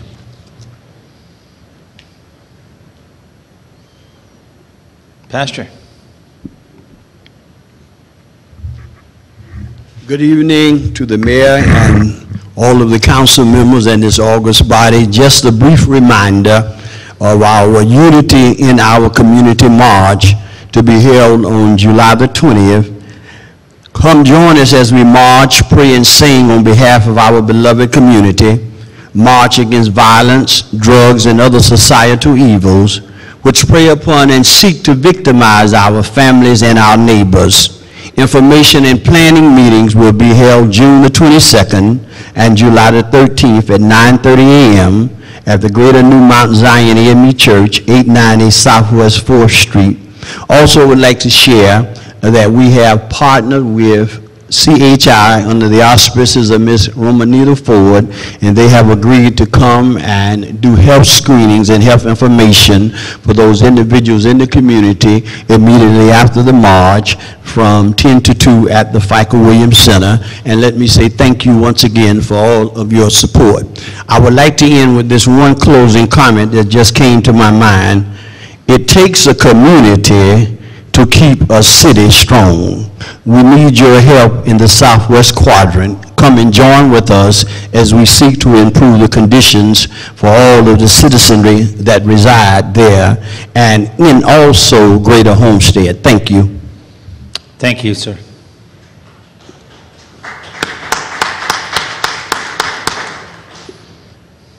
Next.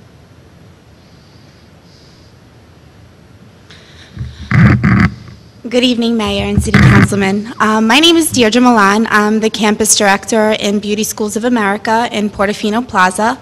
And this evening I'd like to introduce first one of our barber instructors, Yamel. She recently also won an award for Barber of the Quarter. And to tell her about some of the events, and she's an amazing story, it's Miss Yamel. Thank you, Deidre. Thank you, Mayor. I appreciate this. Is a great honor to be here. Ever since I can remember, I have a passion for haircutting, and I finally made the decision to enroll in Beauty Schools of America, which changed my life. My barber instructor, he motivated us to be the best, to bring back that traditional barbering, to have sanitation on point. And as our lives were transforming as students, then I started daydreaming and saying, wow, I would like to inspire people as well to reach their professional goals. And luckily and thankfully, BSA gave me that opportunity. And today, I came here to talk to you and ask the City of Homestead to get involved, to join BSA and support us with these future professionals that are going to change the world, the city, open up barbershops, and provide employment for other people in the city and make the city grow. In addition, we invite the community to our campus to get our services with those future professionals. We invite the business to seek our creative event planning. Okay, we can come and our future professionals can come and do these services for the event to make it more memorable. We have barbering, we have makeup, nail technicians, massage. And we would also like to invite you next week, Wednesday. We have a wedding bridal fashion show, and that's going to be amazing. And our students are really, really looking forward to it. And everyone there, see you there. Thank you so much. And you guys are great neighbors. They're our neighbors. Thank you. It's a pleasure. YMCA. Good evening. Hey, my name is Garrett Rolsma. I'm the Membership and Aquatics Director at the Homestead YMCA, your YMCA here in town. I just want to give you a quick update on what's going on. We have just started the summer at the Y, and so I just want to kind of walk you guys through a day in the life at the Y. Every day you'll see about 300 campers coming on in, ages 5 to 15, ready to be greeted by amazing, amazing counselors and have their lives impacted on a daily basis and really help them become more well-adjusted adults as they move forward. And as we go into the evening time, we see a lot of our youth volleyball and basketball programs as well as swim lessons. All in all, this summer we are going to serve roughly 1,500 youth and getting them healthier and again in a safe environment with great role models, whether that's a young camp counselor or a parent volunteering as a youth coach. And on the same time, we do have also all of our parents that are coming up to the Y as well, getting healthy and being in some of our spinning classes and yoga classes and just living a more healthy lifestyle so they can help take care of their children outside of the YMCA and life. So once again, the Y is for youth development, healthy living, and social responsibility. And if you get a chance, pass by the Y and come check out some of the really great things that we're doing this summer. Thank you very much, you guys. Appreciate it. Thank you, sir.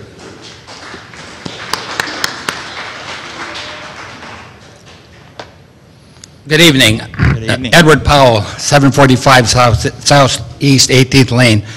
And I guess I want to say they saved the best for last. As you all know, many of you know us, myself, very heavily involved in the community and with the Military Affairs Committee out at the Air Base. We meet on a monthly basis, we work with the Air Base, we support the families, and if you see my shirt, it says Mac Homestead Golf. We've been having that facility, that particular event at Redlands for 44 years.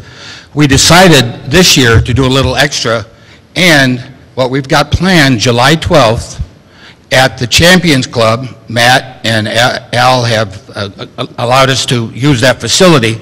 We're going to do a casino night, and so happens that the mayor and Councilman Shelley are part of our MAC committee, and Councilman Shelley, he has his tickets already, and for the mayor, here are your 4 tickets. Okay, that I'm paying for. Now, what you have at home, this is just a little flyer. That's not a ticket. Okay. So you got your 4 tickets. Okay. And Councilwoman Waldman, you mentioned an interest. You could tell me how many tickets. I'll bring them over to you, City Hall. But we're going to have General Binger, who was previous commander at the base, who is now a 2-star general. He is coming back that weekend for a change of command. He's coming 1 day early to come to our casino night. That is really an attribute. He really set us up and got us going with the Air Base, coming back for us. So we'd like to see you all out there. A copy of this is in the conference room out here if you want to take a look at it. And also look at my website and you'll see that information. But it's going to be a big affair. I think we're going to sell it out. So come on out and have a good time. Thank you. Thank you, Ed.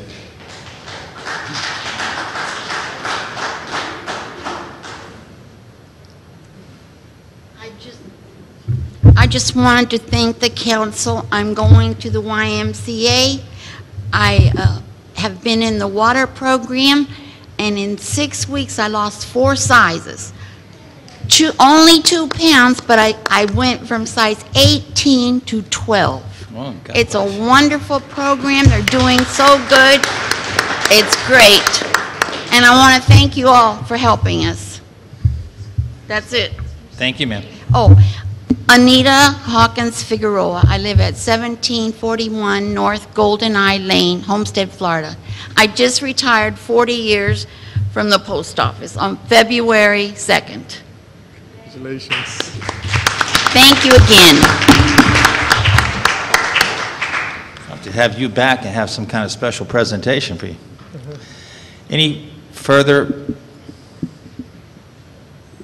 Okay, at this time, we're going to move into the regular agenda here, which is additions, deletions, or deferrals. Sir, manager? None, Mr. Mayor. Thank you. Okay, we'll start off with car number 844, the 2013 Florida legislators, presented by Bob Levy. No? What time is this? Bob?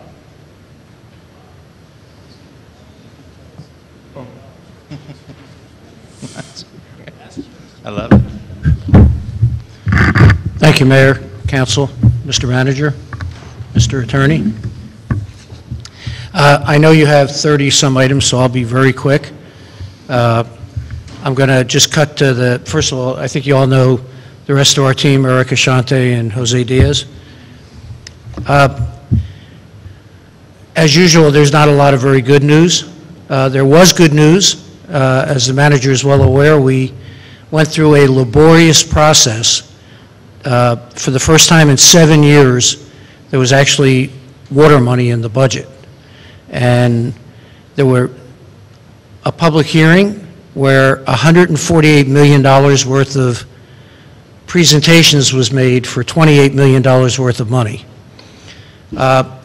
The House then demanded that everyone that wanted money had to send somebody up from the municipality. As you know, it's very difficult to get to Tallahassee. It's very difficult on a short notice and very expensive. The City of Homestead staff was there the next day, made the presentation. We were in the budget for 2 different projects, which was through the efforts of Senator Bullard, Representative Rasheen, Representative McGee, and Senator Margolis in the Senate. Unfortunately, the bad news is that the governor vetoed most of the water projects, saying that there had been no process. I can't explain that, but It's politics. politics. The other thing I wanted to mention was that a good veto that the governor did, Councilwoman Waldman and Councilman Steve Shelley worked very hard with us and with the Rails and Trails to try to complete both our trail between the 2 parks and the trail down to Key Largo, which is now on the federal effort. There was $50 million in Rails money this year. The President-designate of the Senate took that money for a trail that would have gone across the state. The good news is that the governor actually vetoed that. And that $50 million should be back next year and available to us, and I think we're looking for something in the area of $10 million to complete that trail. Excellent.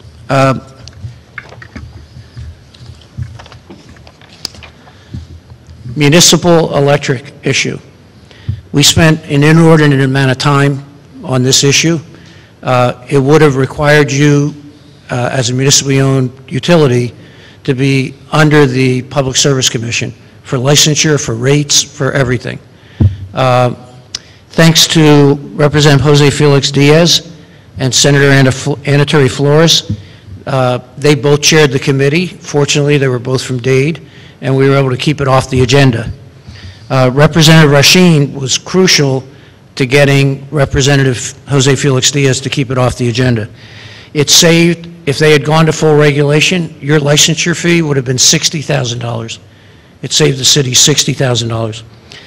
It's important to note that the person pushing this is Representative Debbie Mayfield from St. Lucie County, and she's probably going to be the next Speaker Pro Tem. So that issue is going to be back, and we're going to be continuing to fight that. Mr. Mayor, and the other issue that was of particular importance to this community, and in line with that, let me mention that we had our annual CRA battle, as we always do. There was an amendment that we successfully fought off. They made the mistake of trying to amend Senator Bullard's bill with an anti-CRA amendment. It would have put all CRA budgets under the County Inspector General and the County Internal Auditor.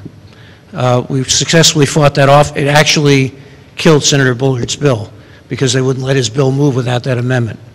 But he was willing to lose his own bill in the interest of the CRA of Homestead and all the CRAs.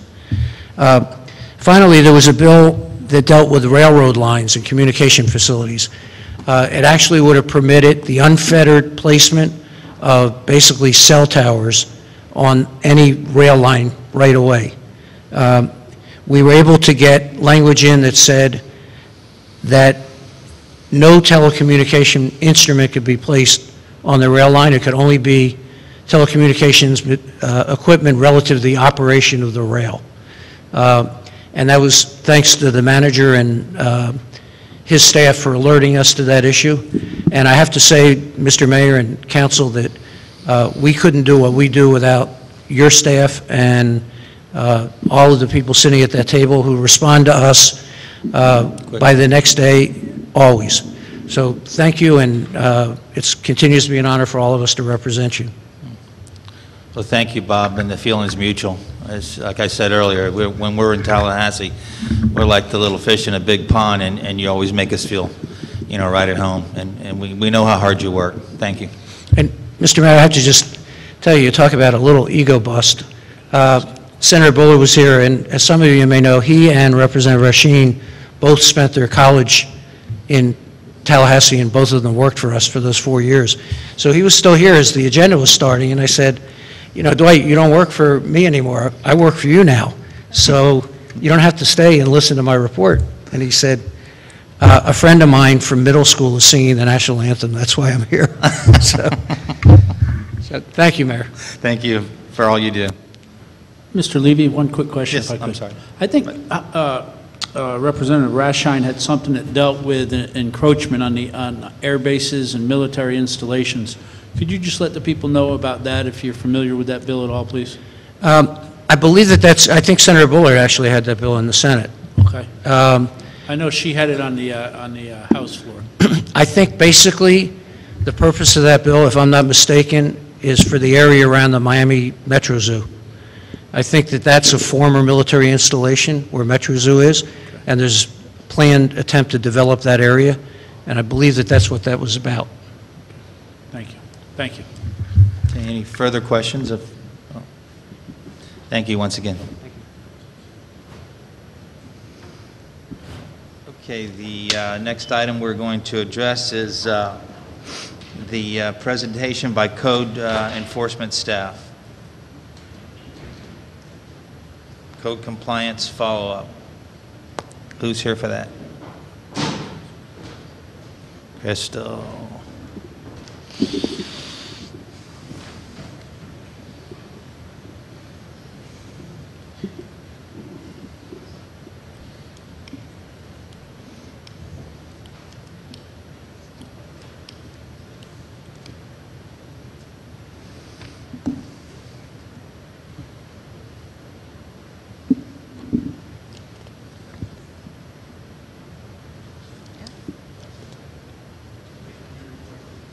The floor is yours.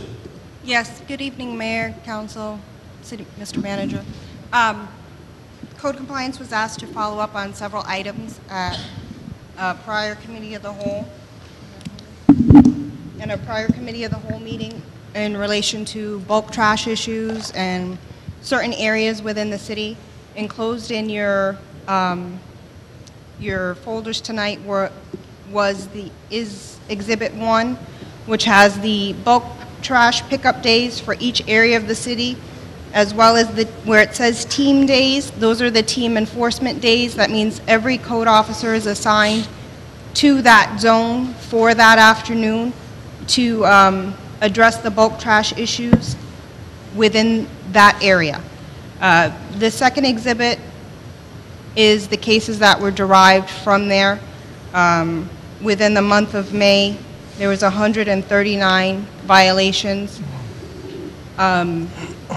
Exhibit 3 has the area in which was requested to be addressed, which was the Kia Drive, Laura Lane area. And in that is the cases that were cited from this year. And then Exhibit 4 are the properties that, when it was brought up to question of the slab of the remaining foundations of buildings that have been demolished. Enclosed is 31 properties that would be affected by enforcement of that code.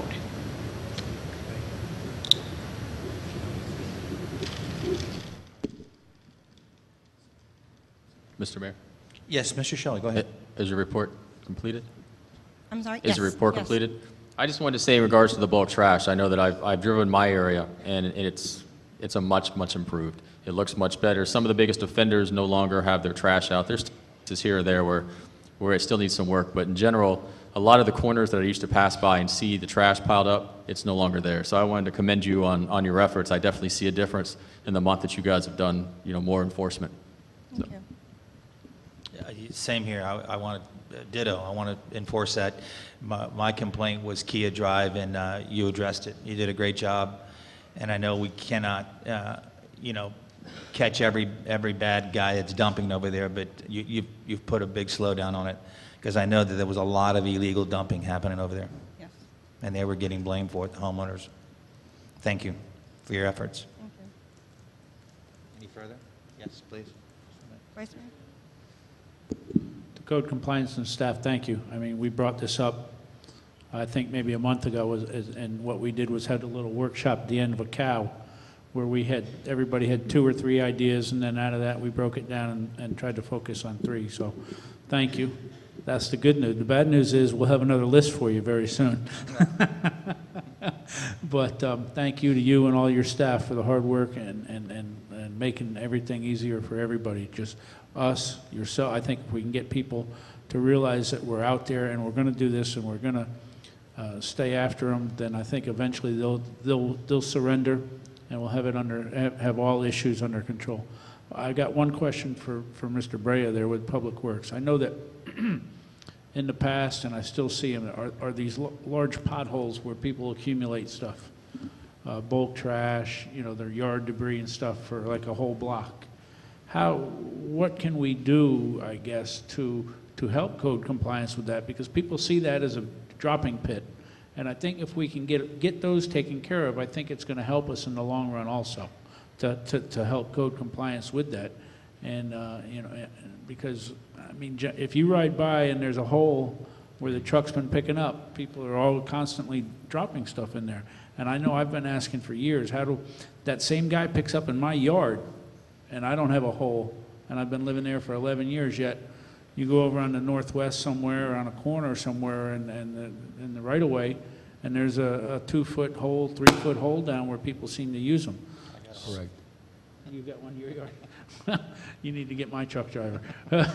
But I think we need to be proactive on that too somehow with code compliance. If they can formulate a list and we can slowly work at them to fill them in, I think that'll help us in the long run also. Correct. What we'll do is we'll work with code enforcement to put together a list and then prioritize the worst, the worst areas, Right. and make sure that we do it systematically so that we continue doing it throughout the city Right. on a year-to-year basis. Thank you. Mr. Thank you. Further questions? Mr. Mayor, Yes, just for Michelle. clarification, are you requesting that code cite the homeowners who have the holes, or are you asking for Public Works to actually fill those holes in? Because in the years past, I know about a year or 2 years ago, we complained about the same thing in the Northwest and the Southwest, and it's a result of the truck drivers over digging, and so it constantly digs a hole, and so we actually had Public Works go out there and fill those holes in because some of them were very deep. So I just want to make sure we're not putting the burden, or we're not going to cite our residents for what the truck driver is causing, that instead it's the actual opposite, that we're going to find these holes. I think the responsibility of the hole, unless it's been dug by a property owner, is most likely the city's responsibility, correct. because over years and years of wear and of the action of picking things up, they get deeper and deeper, unfortunately. I also think that, we need to make those property owners, whether it's a resident or a business, help to be a little more vigilant and watching those and make sure and try to stop people from doing it. I mean, I know it's a very difficult, and people sneak around all times of night and dumping and doing whatever, but we need to work with, everybody needs to work together, and I'm not to put the burden on any property owner or not. I think if we can start to eliminate those, it'll help us also in the much needed areas. I concur. I just wanted to make sure that I was clear on the direction. Thank you. Thank you. Any further questions on this issue? Yes, Chief. I just want to ask the Vice Mayor, is this something he wants to bring to council every council meeting, or you want to do it every quarter? No, how you want to do it? When I first came up with the idea of doing this, it was like a quarterly thing where we would have a discussion as we all drive around and look at things and see things in the neighborhoods or businesses or whatever that concern us that might be a violation, and for us to bring a couple of them every quarter, 2 or 3 per person, and out of that 2 or 3, we'll pick, like we did, 3, so that we don't overburden the staff and give them too many things to go work on where they can't accomplish anything, where we gave them several to accomplish, and it looks like they've accomplished them quickly and above and beyond what we may have asked for, made sure things were done properly. So that's all I'm looking for. I'm not looking for them to come every month and give us a report. When they come to the committee of the whole, if it's okay with the rest of the council and the mayor, we can discuss it there, and then we'll move on. I think in another month we'll almost be ready perhaps to give them some more ideas of what we would like to see out there. So. And that's all I'm looking for. I'm not looking for a monthly update or whatever. I'm just looking for us to, quarterly give our ideas of what we see from our perspective or what's been brought to our attention through the people of the community, and try to relay that to them. Okay. And also what I've done over the past couple of months, I made sure that the the emails that she sent to me, I make sure the manager and the mayor and the council get it as well. So you all will know exactly what's being done out there. And if you have any other concerns, you know, you can bring it to our attention and we'll take care of it. Because I think what you're doing is great, because it's the only way we're gonna keep the city clean. Everybody, you know, like I always say, if you see something, say something. I think it's the only way we're going to keep the city clean is by everybody working together and bringing things that we may overlook during the day to our attention so we can address it. Everybody sees the city differently. You drive down the road and see things different than I do, and certain things catch people's eyes. And if we all work on this as a committee and give them ideas and our concerns is what we see and help and give them, because they ride around every day and see it, and what they see every day may be just, you know, what they see. And not what they're concerned, what people are concerned with, as much as they look at a bigger picture and may have other concerns. So, thank you. Okay, thank you. Thank you, Crystal. Okay. Item, excuse me. Sure. The only item I'm requesting direction from is Exhibit 4. It came up at the prior hearing about the demolition of the destroyed slabs, the remaining foundations. We discussed at a prior meeting, for some particular properties, it would only be a few $1,000s for property owners to remove it. Some other larger parcels, and that's why I listed the properties along with the property owners, it would place a heavy burden upon them. And back when the code was established, they voiced their concerns, and at that time, council had given us direction not to proceed because of the cost burden to the property owners. My personal opinion, if they keep it weeded and edged, I don't have a problem with the slab, because you know, basically they can build on it again. But that's just my opinion. Council? I would just say, you know, if it's in the neighborhood, I believe you brought one up that was on Kia Drive when we had the discussion. You know, if it's safe, kept clean, and that, I think that's totally different than the abandoned trailer park down there where they do keep it mowed and stuff too. And there's no kids running around on it or anything. So I think we almost would need to look at them, unfortunately, a case-by-case basis, which I know doesn't make your life easier. And I see you shaking your head already. Well, normally when we enforce the code, we enforce it even-handedly throughout. Right.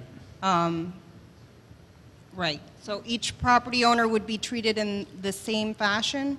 So if we make a small parcel demolish their slab, a larger parcel like the trailer park would also have to do the same. Right. I guess if it's a code, then we would need to give some kind of variance on it, James, right? Or what would we do if because if it's there and the code says that they're to enforce it and this is what the remedy is, then what legalities do we have to not do it? Just ignore it? Well, you certainly have the ability as the council to direct your staff to enforce or not enforce aspects of the code.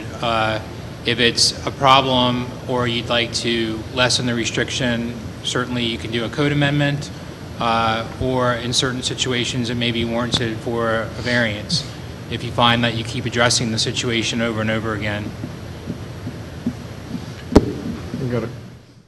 Got a question to Crystal.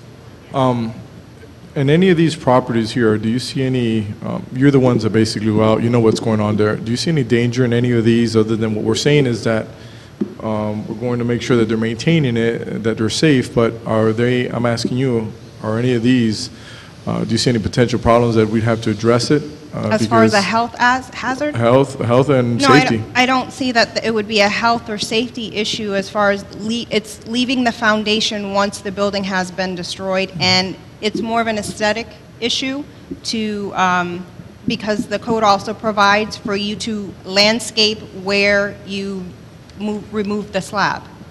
So it's more of an aesthetic violation just want to make sure, a health or safety issue. If, you know, a decision like this, I just want to make sure safety is our main concern, because if we say we're going to okay it and then someone gets hurt on that, then we're going to be liable for that. So that's the only No. reason I bring up the question. Right. Thank you. Mr. Mayor? Yes, Mr. Shelley. Just a quick question on the same issue. The slabs here in question, are the buildable slabs? Can people actually go and start building on these? Because I know we've talked about the trailer park that has those. Because they're no longer in existence, I don't think our code allows for new trailer parks, or that'd be grandfathered in. So what's the point of maintaining something that couldn't be built on, I guess is my question. So that would apply across the board. If these are not buildable slabs, then the ones that are not capable of being built upon probably need to be removed because there's no other purpose for them. On the other hand, if they could become future buildings or future homes and is kept in a safe condition, maybe that's okay. Well, some of the lots are like, if the one you mentioned of the trailer park, and there's also some smaller lots that are really unbuildable lots at this time. They do cut the grass surrounding the slab. It's just the concrete foundation itself that remains. Right. But I guess that'd be my question. As far as the criteria, if we're going to start creating variances and the like, and we're going to talk about allowing some and not, because I think we need to be uniform. So whatever our rule is, it needs to be fairly enforced across the board, because I don't want to make this pick and choose. That's my concern. Right. And so if we're going to talk about variances, then that would be kind of one of my criteria I would like to look at. And that is, if they're buildable, meaning they could be rebuilt on in the future, then maybe that would be fine. But on the other hand, if they never could be built upon, then we might as well get them to remove it. Because, again, in the trailer parks, if you can't put a trailer park back in that same spot, then rather drive by and see a sea of slabs, it'd be better to have at least it gone and have it be grass. It would be more appealing. So that would be, I guess that's just there for discussion. If we're talking about variances in the future, if this comes back before us, it's more or less food for thought. Okay, thank you. Okay, thank you, Crystal. Again. Answer your question. We didn't answer your question. Is that a yes? Yeah, I mean, the consensus with me is if it's well kept and neat, then I'm fine with it. So that's, I mean, at this particular time. At this time, not to move forward with it. Yes? Yeah, I would move. You got my opinion. I say no. Right. He says no. He says yes. He says the opposite. So, you agree? 1, 2, 3. Okay. Elvis? Thank you. Okay. Got it. Thank you. We're not going to move forward with that. Thank you. We're not moving forward for this 4. Okay. As long as they keep it clean. Okay. Okay, next item on the agenda is consent agenda. Move it. Thank you. Second. Thank you. Questions or comments? All in favor? Aye. Nays? Okay, the item carries. Before we get into public hearings, I'm going to relinquish my position here to the Vice Mayor. Homestead Senior High is here tonight, and there's a couple young students here in the autism program, and their teacher's here with them, and he's going to speak on this item. So I'm going to step out on this item because my son goes to Homestead High School, and they're here to ask for some help in a summer program. Thank you very much.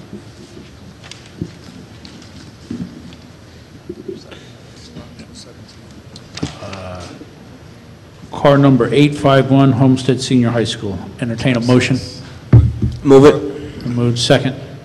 Is there a second? Question. Are we skipping over the public hearings on quasi-judicial items and Just moving real straight? quick, the mayor Okay. asked if we could move tab 17 up, strictly just tab 17. And then we're going to go back to order. Is that all right? Sure. I moved it. That way he was recused and then he can I come was back just a in. little, I wasn't clear. I understand. Is there a second? Second it. And unseconded. Staff report, please. Vice Mayor, Mayor Bateman requested that this item be brought forward. This is a motion to approve $3,558 to rent a 15-passenger van for Homestead Senior High School students to attend Camp Shriver at City of Miami Summer Camp. This total also covers fuel cost, and should the council approve this, what this would be a contribution to the organization rather than us renting the bus directly. And, okay, and what organization would that be called? Dennis? Vice Mayor, when I got the request to get this, Homestead Senior High has a summer camp, but it's really not under Homestead High, it's over the teachers that I am told. They do it in their own time, and they also worked with City of Miami, and City of Miami at their camp saved them 13 slots for them to enjoy their summer camp with them in City of Miami. So they were asking us to donate a van, which I couldn't donate our van because our summer camp and also our senior center requested to go ahead and get a price on this, and which Homestead Senior High teachers did, and the bill is attached to the car item. And Vice Mayor, I'm told, Dennis, you spoke to the mayor's assistant, and the donation would be made out to Ms. Elaine Abreu. She's the one that's requesting the donation, is that correct? Correct. That's a letter that's also in the package too. And do we know who that individual is? I think she was supposed to come tonight. She's not here tonight because she had a medical procedure done, so I'm here. Can we just get your name, please? for My the name record? is Frank Marion III. Thank you. I'm the adaptive phys ed teacher at Homestead Senior High, and I also work with Ms. Abreu at Camp Shriver for the City of Miami. Could you fill us in on the details of what the camp does and where it basically, is? And I guess, is this a daily occurrence that the kids go to, or? Yes, sir.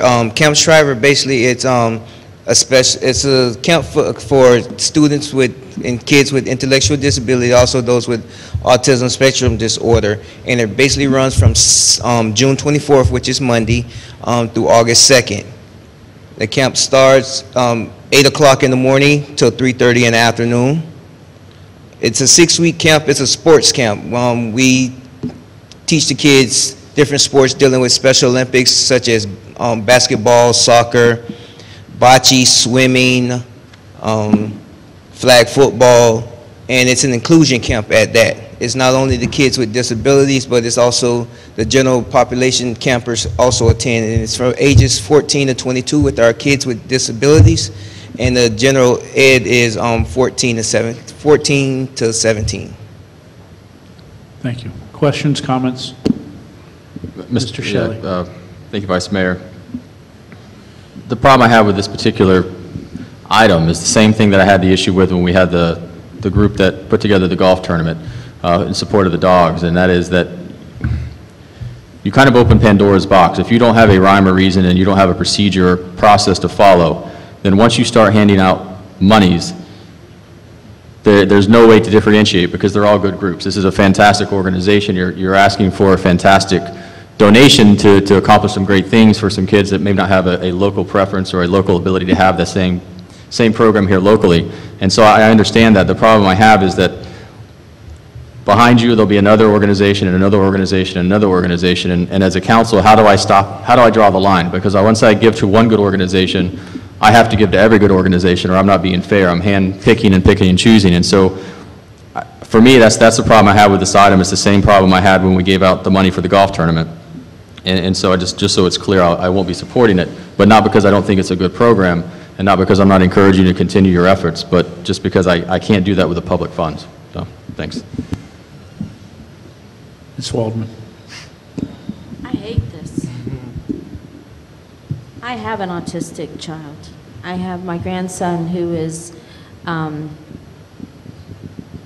he's not on the medium spectrum. He couldn't go to your school. He couldn't go to these programs.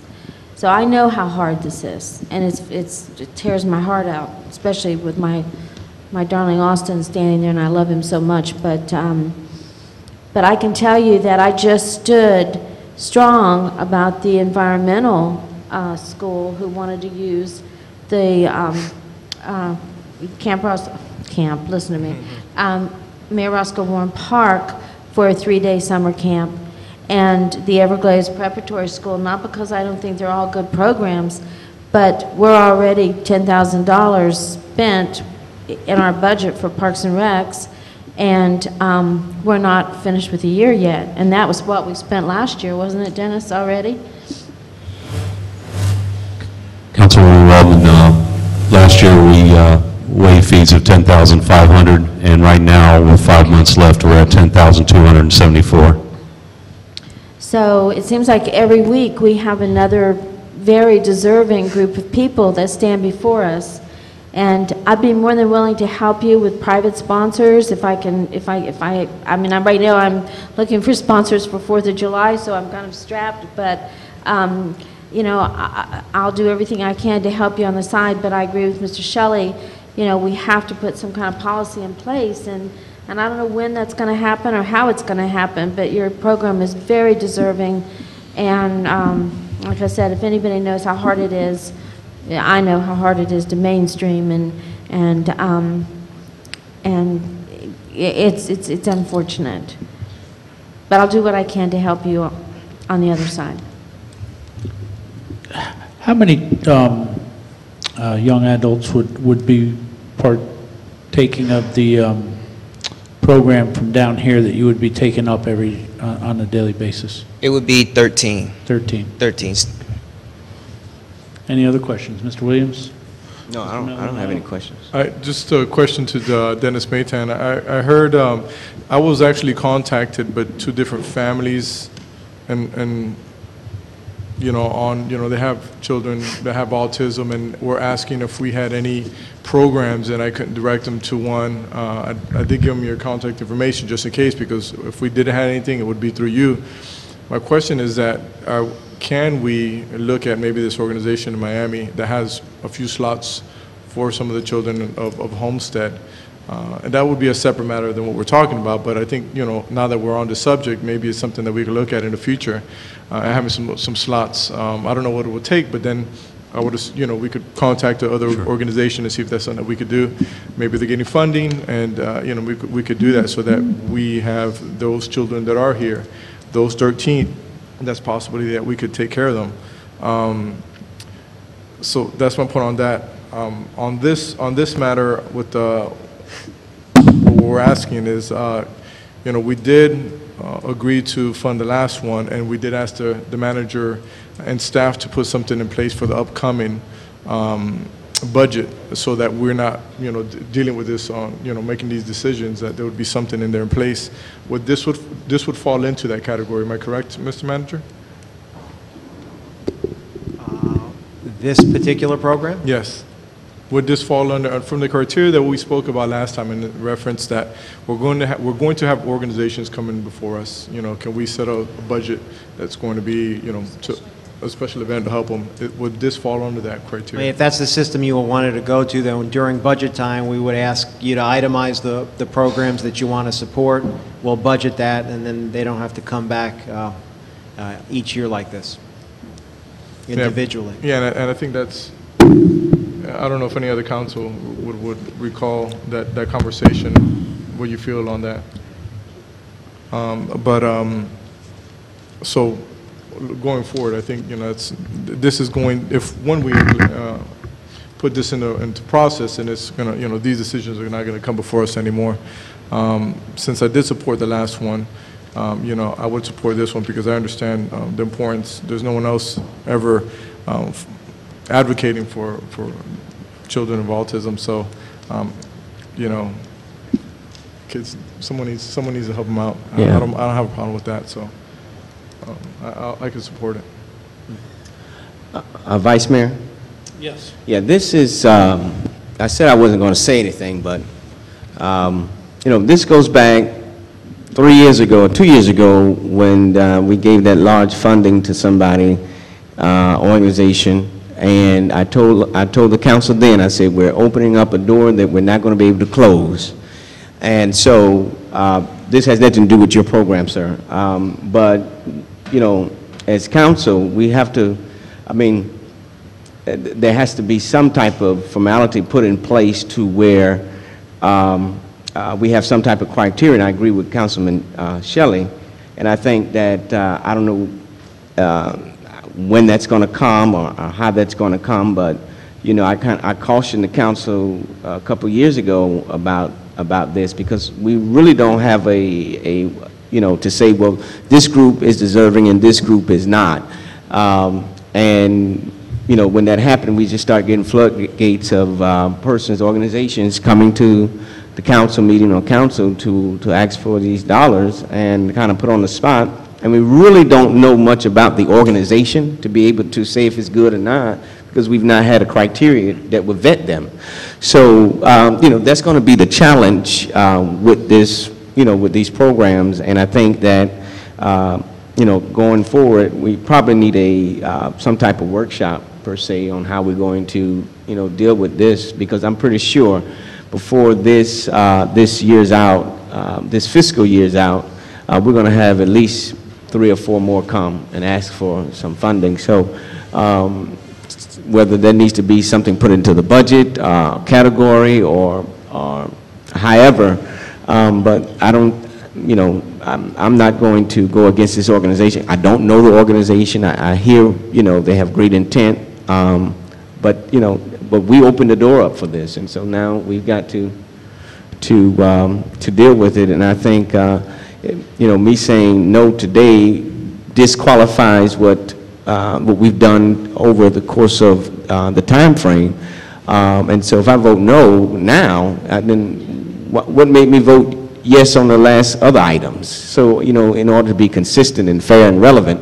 So, you know, I think going forward, we have to have some type of workshop on how we're going to deal with the organizations that come before us. We're only limited so much in our pro-relation fund, and there's no other way that we can really, you know, grow the magnitude of what they're asking for if we, you know, we don't have a process by which we vet them. So we can just move forward on the item, vote it up or down, and then come back at a later time and have a workshop on how we plan to, you know, wrestle this out philosophically. But you know, I think there needs to be some type of workshop that need to be had in order that we can hash out these issues. Thank you. Anything else? All right, we'll do a vote. Councilman Williams? Yes. Councilman Maldonado? Yes. Councilwoman Woolman? No. Vice Mayor Burgess? No. Councilman Shelley? No. The motion fails. Thank you.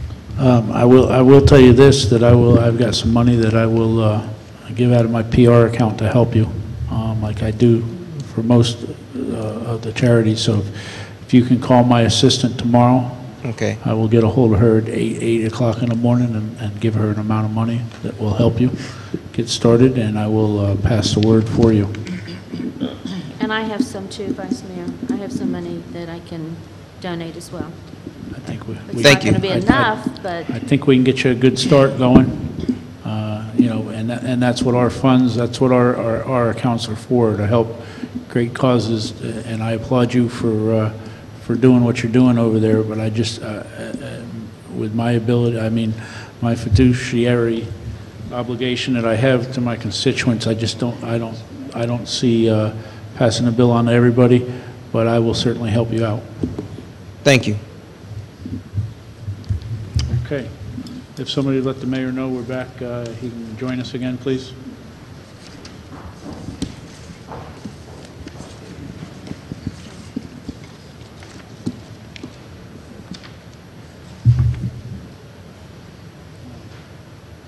Yeah, go ahead, James. All right. Please be advised the following items on the agenda are quasi-judicial in nature. If you wish to comment upon any of these items, please indicate the item number you would like to address when the announcement regarding the quasi-judicial item is made. An opportunity for persons to speak on each item will be made available after the applicant and staff have made their presentations on each item. Swearing in, all testimony, including public testimony and evidence, will be made under oath or affirmation. Additionally, each person who gives testimony may be subject to cross-examination. If you do not wish to either be cross-examined or sworn, your testimony will be given its due weight. The general public will not be permitted to cross-examine witnesses, but the public may request the council to ask questions of staff or witnesses on their behalf. The full agenda packet on each item is hereby entered into the record. Persons representing organizations must present evidence of their authority to speak for the organization. Further details of the quasi-judicial procedures may be obtained from the clerk. In accordance with Code Section 2-591, any lobbyist must register before addressing the council on any of the following items. At this time, council members must disclose any ex parte communications they've had concerning any of the following items on the quasi-agenda. Hearing none, at this time, the clerk will swear in any persons who wish to testify on any of the following items. Please stand and raise your right hand and repeat after me.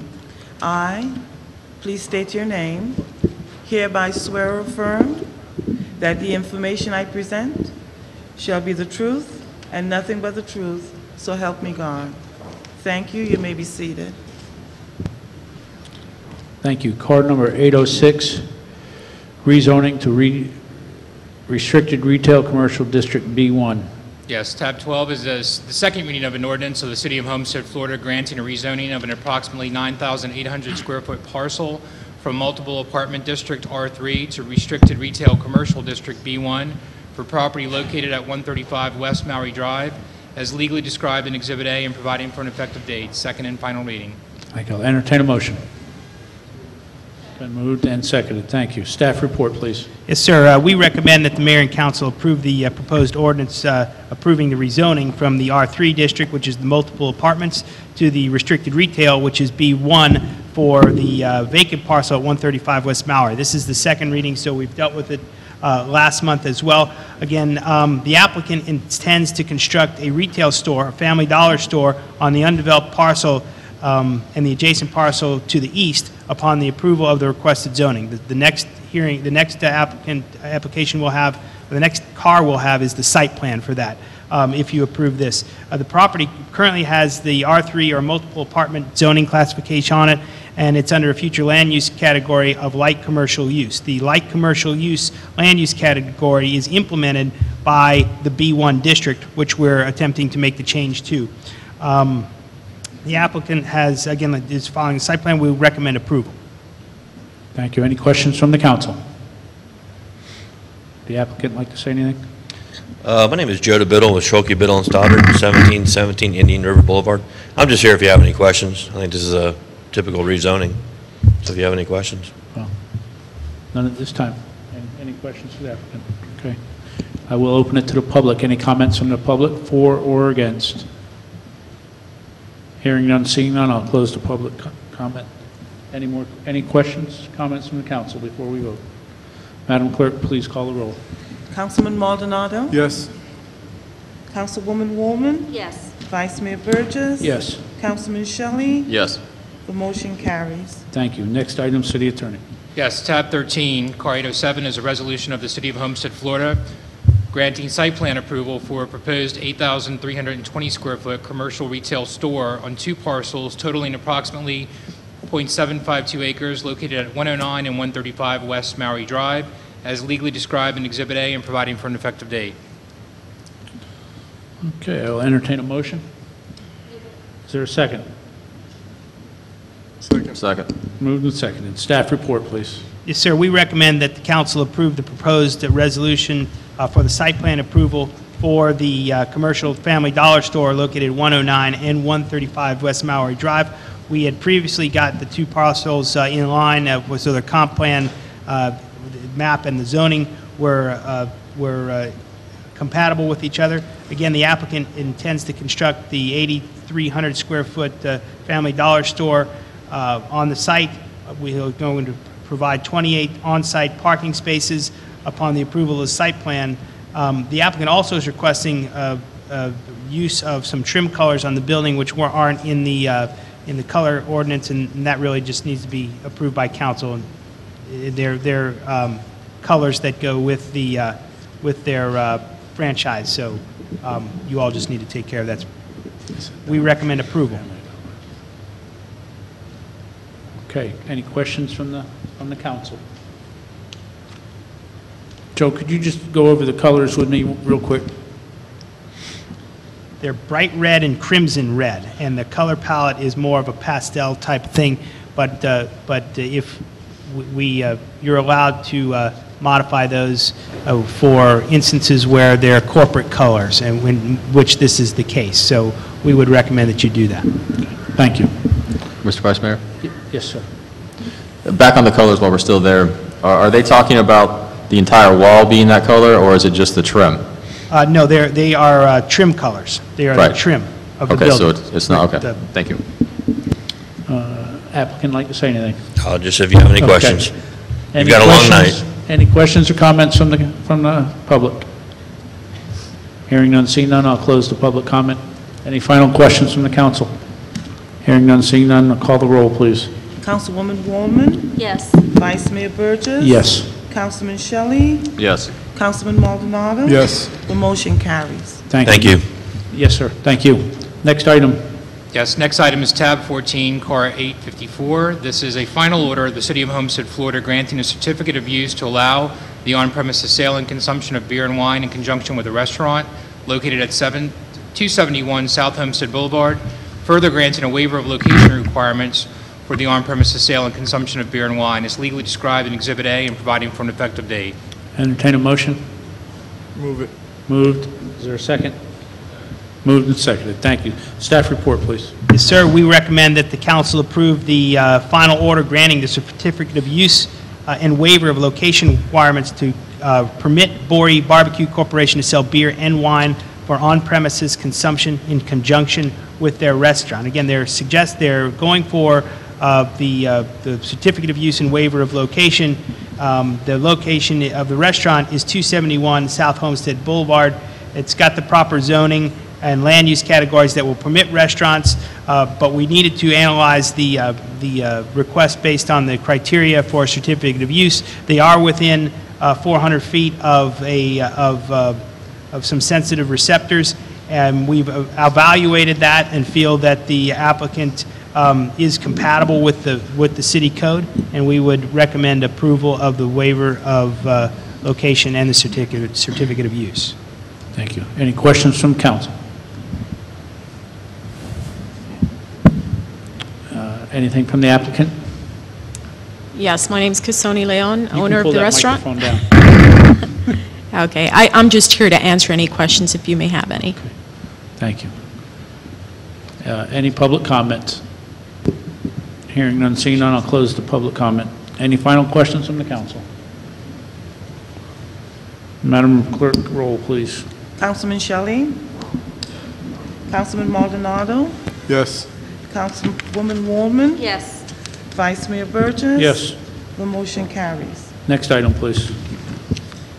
Yes, that completes your quasi-judicial items. Moving on to your legislative items, tab 15. It's the second reading of an ordinance of the City of Homestead, Florida, amending the City of Homestead Code of Ordinances by amending Section 7-40, Schedule of Violations and Civil Penalties of Article 3, Code Enforcement Citations of Chapter 7, Code Enforcement, by amending Article 2, Dangerous Inspection Safety of Chapter 18, Motor Vehicle and Traffic, to ensure consistency with Section 316.0083, the Mark Wendell Traffic Safety Act, as amended by the Florida Legislature through the enactment of House Bill 7125 during the 2013 legislative session, providing for inclusion in the code, providing for severability, providing for implementation, providing for clerk designated, providing for savings, and providing for an effective date. This is second and final reading.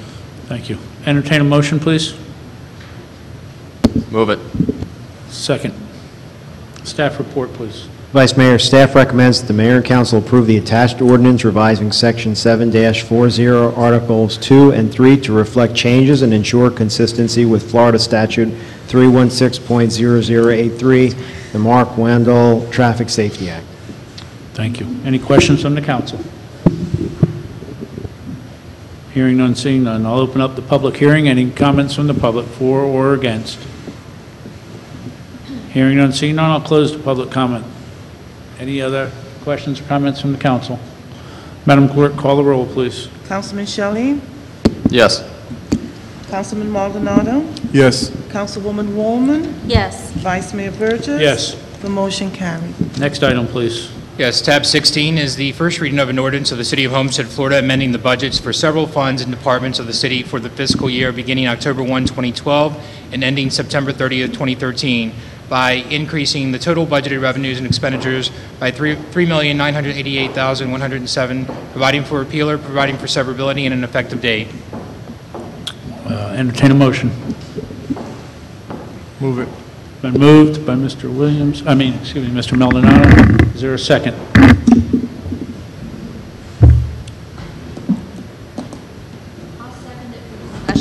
Okay, it's been moved and seconded. Thank you. Questions or staff report, please?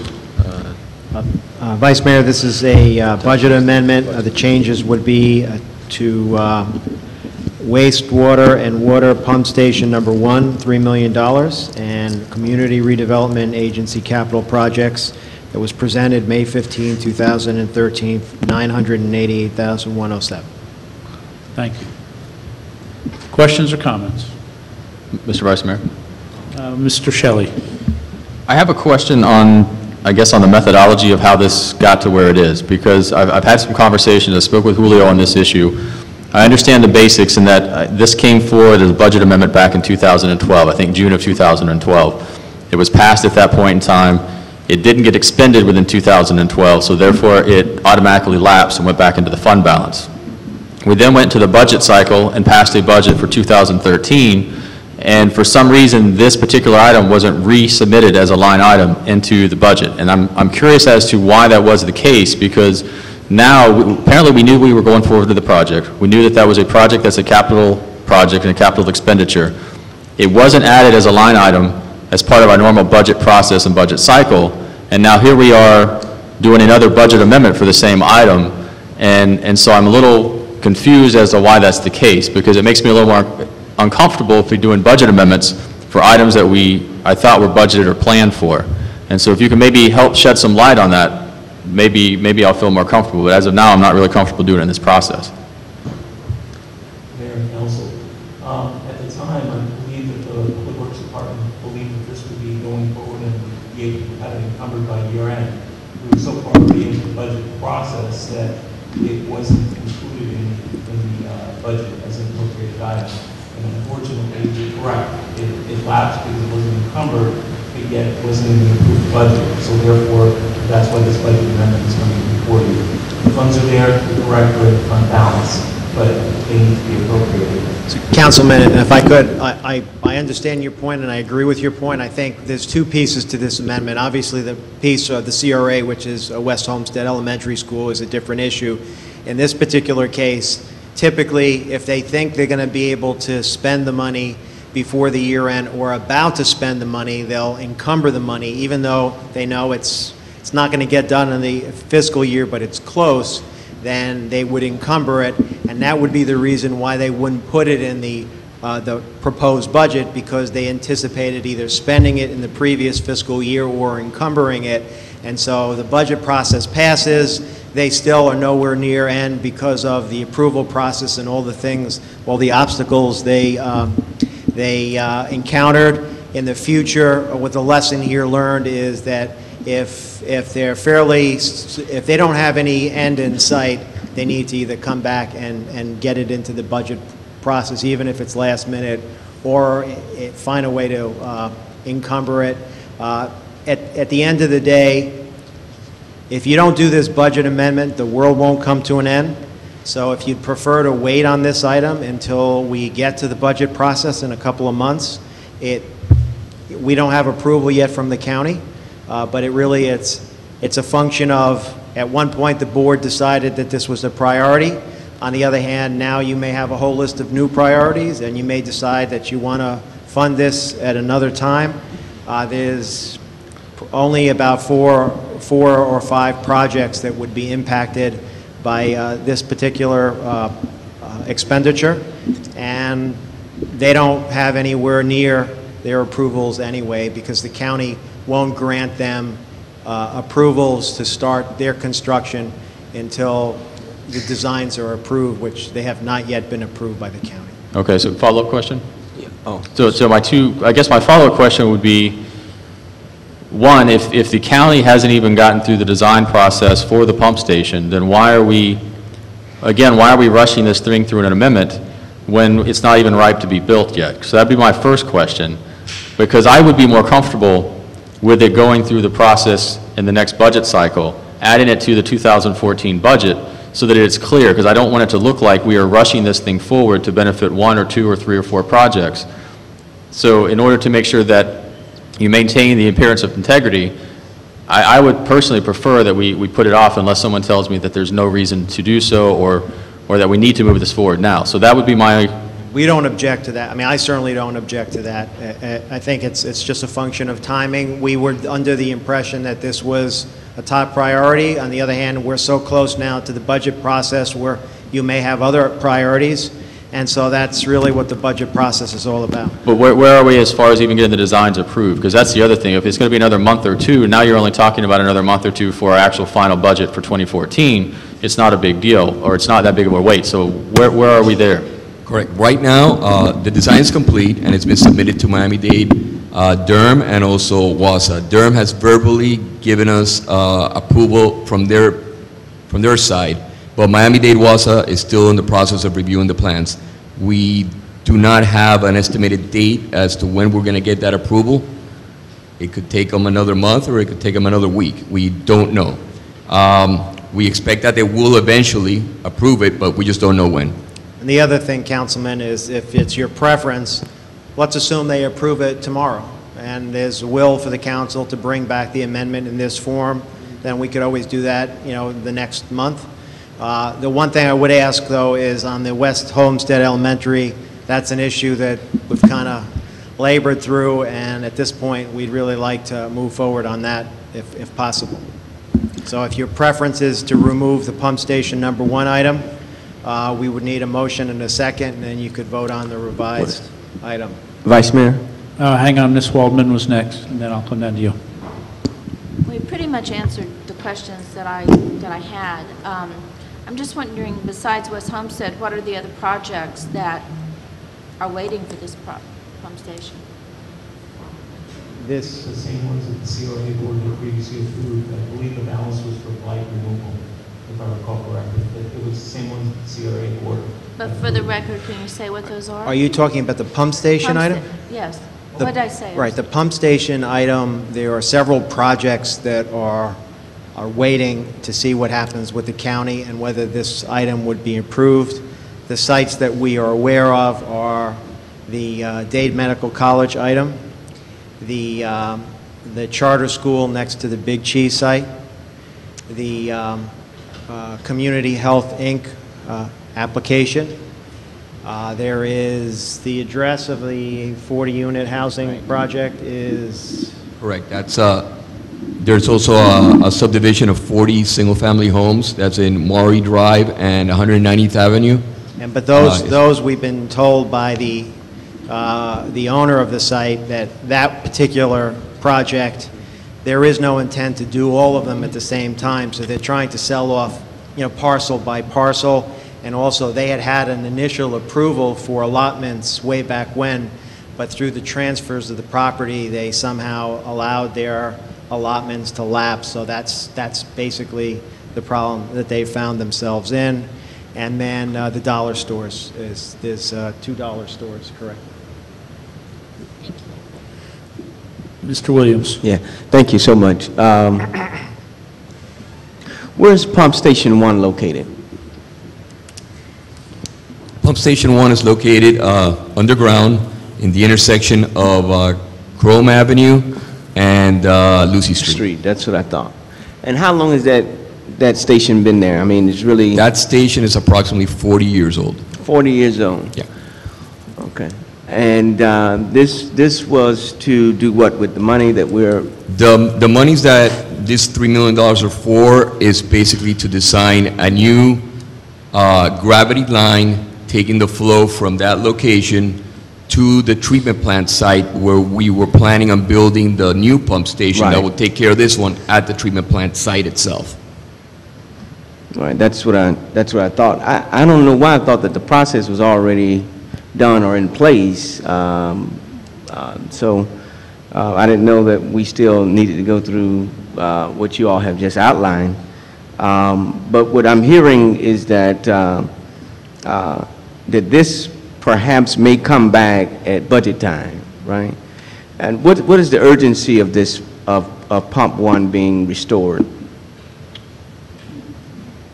Basically, at the condition that the pump station is at now, it has reached its maximum capacity. So therefore, any additional development in the area that's serviced by this pump station, there's a current moratorium on that. So what will happen if we don't replace it anytime soon?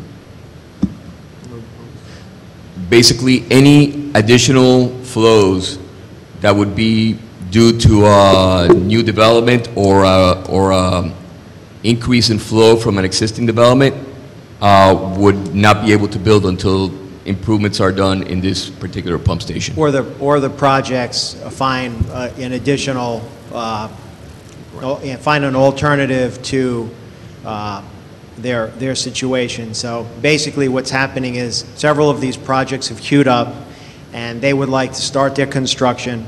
They can't start their construction until the county hands them a letter and says, okay, we have reviewed the design for the pump station, we agree with it, and so go forward and build if you want, but if the pump station doesn't get built, you're not going to get your final CO.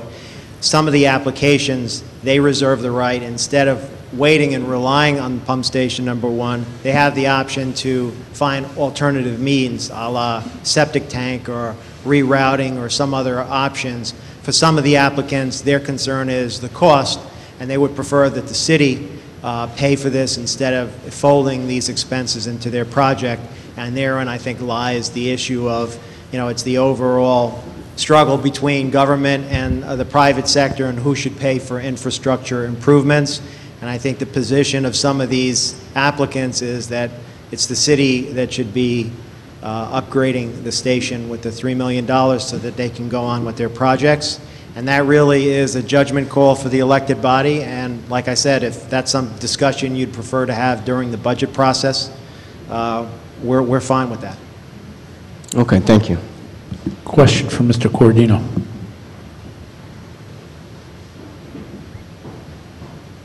Because if I heard you right, Family Dollar is affected by this, Mr. Manager? That's what I've been told. So how far down the road are they from groundbreaking, say? Well, they're allowed to break ground, but I don't believe they're allowed to get a certificate of occupancy until they have the pump station in place. So that's our issue. What is their time frame from when they start to when they would be, any kind of idea or guess for a CO? It could take anywhere from 6 months to a year before they can get up and running. Okay. So we wouldn't really be affecting them if we put this off until the next budget cycle? You mean the fall? Correct. Yeah, I mean, they'll probably be through their, if you wanted to budget it for the 2014 year, they'll probably be up and running in the next fiscal year. Right. But I'm saying if we decided on this in September or August when we start our budget process, it would not affect them at this time. No, I don't anticipate that they'll be through with this construction by October. Okay, right. And the other function here is, number one, you don't know when the county is going to approve this application, and secondly is they're never going to be able to guarantee when we build the pump station, so they really build at their own risk, which, if they're smart, they probably wouldn't start that until they have a sense of when the pump station would be completed, assuming it's funded by the city. Okay. Any other questions up here? Question for Julio Brea. Mr. Maldonado. Thank you, You're Vice within a Mayor. minute, sir. Question, time frame to get the pump station built, what are we looking at? Well, if we were to, let's say we would get the approval today from the county, right. We would have to bid out the project. We have the plans ready, so it would have to go through the bidding process and then review of the bids, et cetera. We expect that could take approximately 3 months or so, about 3 months. And then after that, we expect the construction period to be within 6 to 8 months of construction. 2 years. So it could be a year. That's it. I just want to know time frame. Okay. I see former Councilman Jeff Porter at the podium. Public comment, sir. Thank you. Jeff Porter, 1586 South Golden Eye Lane. Basically, you've answered all the questions because when I just read it in the packet, I wasn't, to basically do an 18% adjustment 2 months before the budget at the end of the year just didn't really make a whole lot of sense to me. But since the discussion is, has taken place, I'm fairly clear now. It just doesn't make any sense to me to make that large of an adjustment this close to the budget process. Because in the budget process is where you do that's where your competing entities look for the same amount of dollars that are on the table. So my encouragement would be to let it go through the process, because you're going to have other needs that are going to need to be weighed equally as well. So anyway, but I appreciate the opportunity to comment, and I wish you would run it through the budget. That's the normal process. Thank you. Thank you. Any other public comments? So, Mr. Shelley, did you want to offer some sort of motion then? I mean, yeah, I'd be happy. What are we deferring this item, or are we, how would you ask the attorneys, how would be the best way to handle this? We need to move the school through, right? Councilman Shelley, George can speak. I think your staff is recommending that the budget amendment proceed to include the CRA funding. And remove the other item. And remove the other item. So then you're looking for a motion to amend right, the but item. a motion to amend, and then Carlos, Okay, if so you then- could call out the amount that we need for the West Homestead, and then read the form of the amendment to be the amount that you're asking for the school funding. That's basically, we removed section 3 in the ordinance, so that the amount that would be left is section 4, which is $988,157. That's what the amendment would be for. All right, so I'll make the motion then to remove section 3 dealing with the pump station from the proposed ordinance. Okay, we've got a motion on the floor. Is there a second? I'll second it. Okay. That does accomplish, Mr. Attorney, City Attorney, that does accomplish what we have discussed tonight? Okay. yes. Okay. Any other questions or comments? Hearing none, seeing none. Vote on the amendment, please. First, right? Correct. And we're voting on the amendment, and then we'll vote on the So actual the, motion as and a amended. yes vote would mean that you're taking the pump station out. Correct. On the amendment, yes. Madam Clerk, call the roll, Councilman please. Williams? No. Councilman Maldonado? Yes. Councilwoman Warman? Yes. Councilman Shelley? Yes. Vice Mayor Burgess? Yes. The motion carries. Now vote on the amendment. Vote on the budget as amended. Right. To exclude the Correct. You got it. pump station. As stated. What he said. As stated. Madam, any last comments? No, it would be a yes. Yeah, what is wrapped in the total of the, what's the $988,107? What's wrapped up, because all of that is not the school. No, the additional funds are the remainder of the demolition money that you allocated in 2012. So that gives us the opportunity for any of the unsafe structures that code enforcement has gone through the process, that we can continue. We've done the 5 that were originally scheduled. We want to continue with that. Okay, so the breakout of that is? It's $775,000, and the remainder is what remains of the original $300,000 for the demolition. Which may or may not be used, correct? Correct. Any last comments? What do you mean may or may not be used? Well, if there's not if code enforcement doesn't foresee or have demolition to be done, then that money would not. No, we set $300,000 aside, correct? Originally, yes, but we have spent some. I don't have the figures of exactly how much we spent. But I thought they had a plan together on like the old FICO Williams Hotel. That's supposed to be demolition. That's supposed to be torn down. Isn't that part of the plan of what they're trying to do? I don't know exactly which buildings or which they land? have. I don't know exactly which of the new buildings they have, but this allows us to go forward. I know I've had some discussions with Crystal, but I don't know exactly which buildings. However, if we do not expend all of the money in the current budget process, we can budget this for next year so they don't have to go through a budget amendment.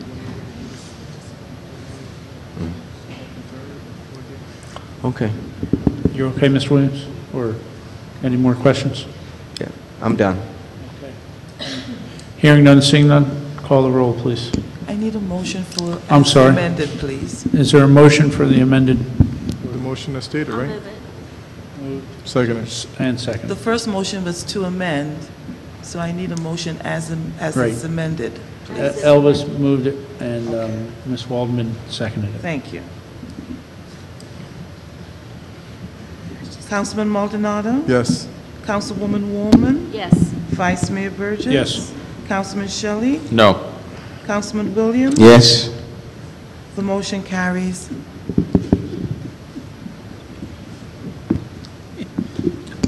All right. Next item, please. Yes, you've already covered tab 17, so moving on to tab 18. This is a resolution of the City Council of the City of Homestead, Florida, declaring certain personal property owned by the City of Homestead to be surplus property and authorizing the city manager to provide for the sale, disposition of such property in accordance with Section 2-440 of the City Code, providing for an effective date. Motion for approval, please. Moved by Mr. Maldonado. Is there a second? Second. Seconded by Mr. Shelley. Staff report, please. Vice Mayor, the Police Department's canine dog Ori has served the Police Department and the city honorably for many years, but has reached an age where it is now time for him to retire from service. As has been historically the practice, the department requests that the city transfer ownership of Ori to his handler, Lieutenant Thomas Pritchett, so that he may live out his remaining years in the comfort of the home of his handler and partner. Staff recommends Mayor and Council approve the attached resolution authorizing the city manager to transfer ownership via quitclaim deed of canine dog Ori to his handler, Lieutenant Thomas Pritchett. Thank you. There's been a motion. Questions from the council? Hearing none, seeing none, I'll open the public comment. Hearing none, seeing none, I'll close the public comment. Any last questions from council? Hearing none, seeing none, Madam Clerk, call the roll, please. Councilwoman Woolman? Yes, definitely. Councilman Shelley? Yes. Councilman Williams? Councilman Maldonado? Yes. Vice Mayor Burgess? Yes. The motion Yes. carries. Thank you. And I have spoken with the attorney, and we have to go through each one of these pieces of property individually. We are not allowed to lump them together. So next item, please. Yes. Yeah, go ahead.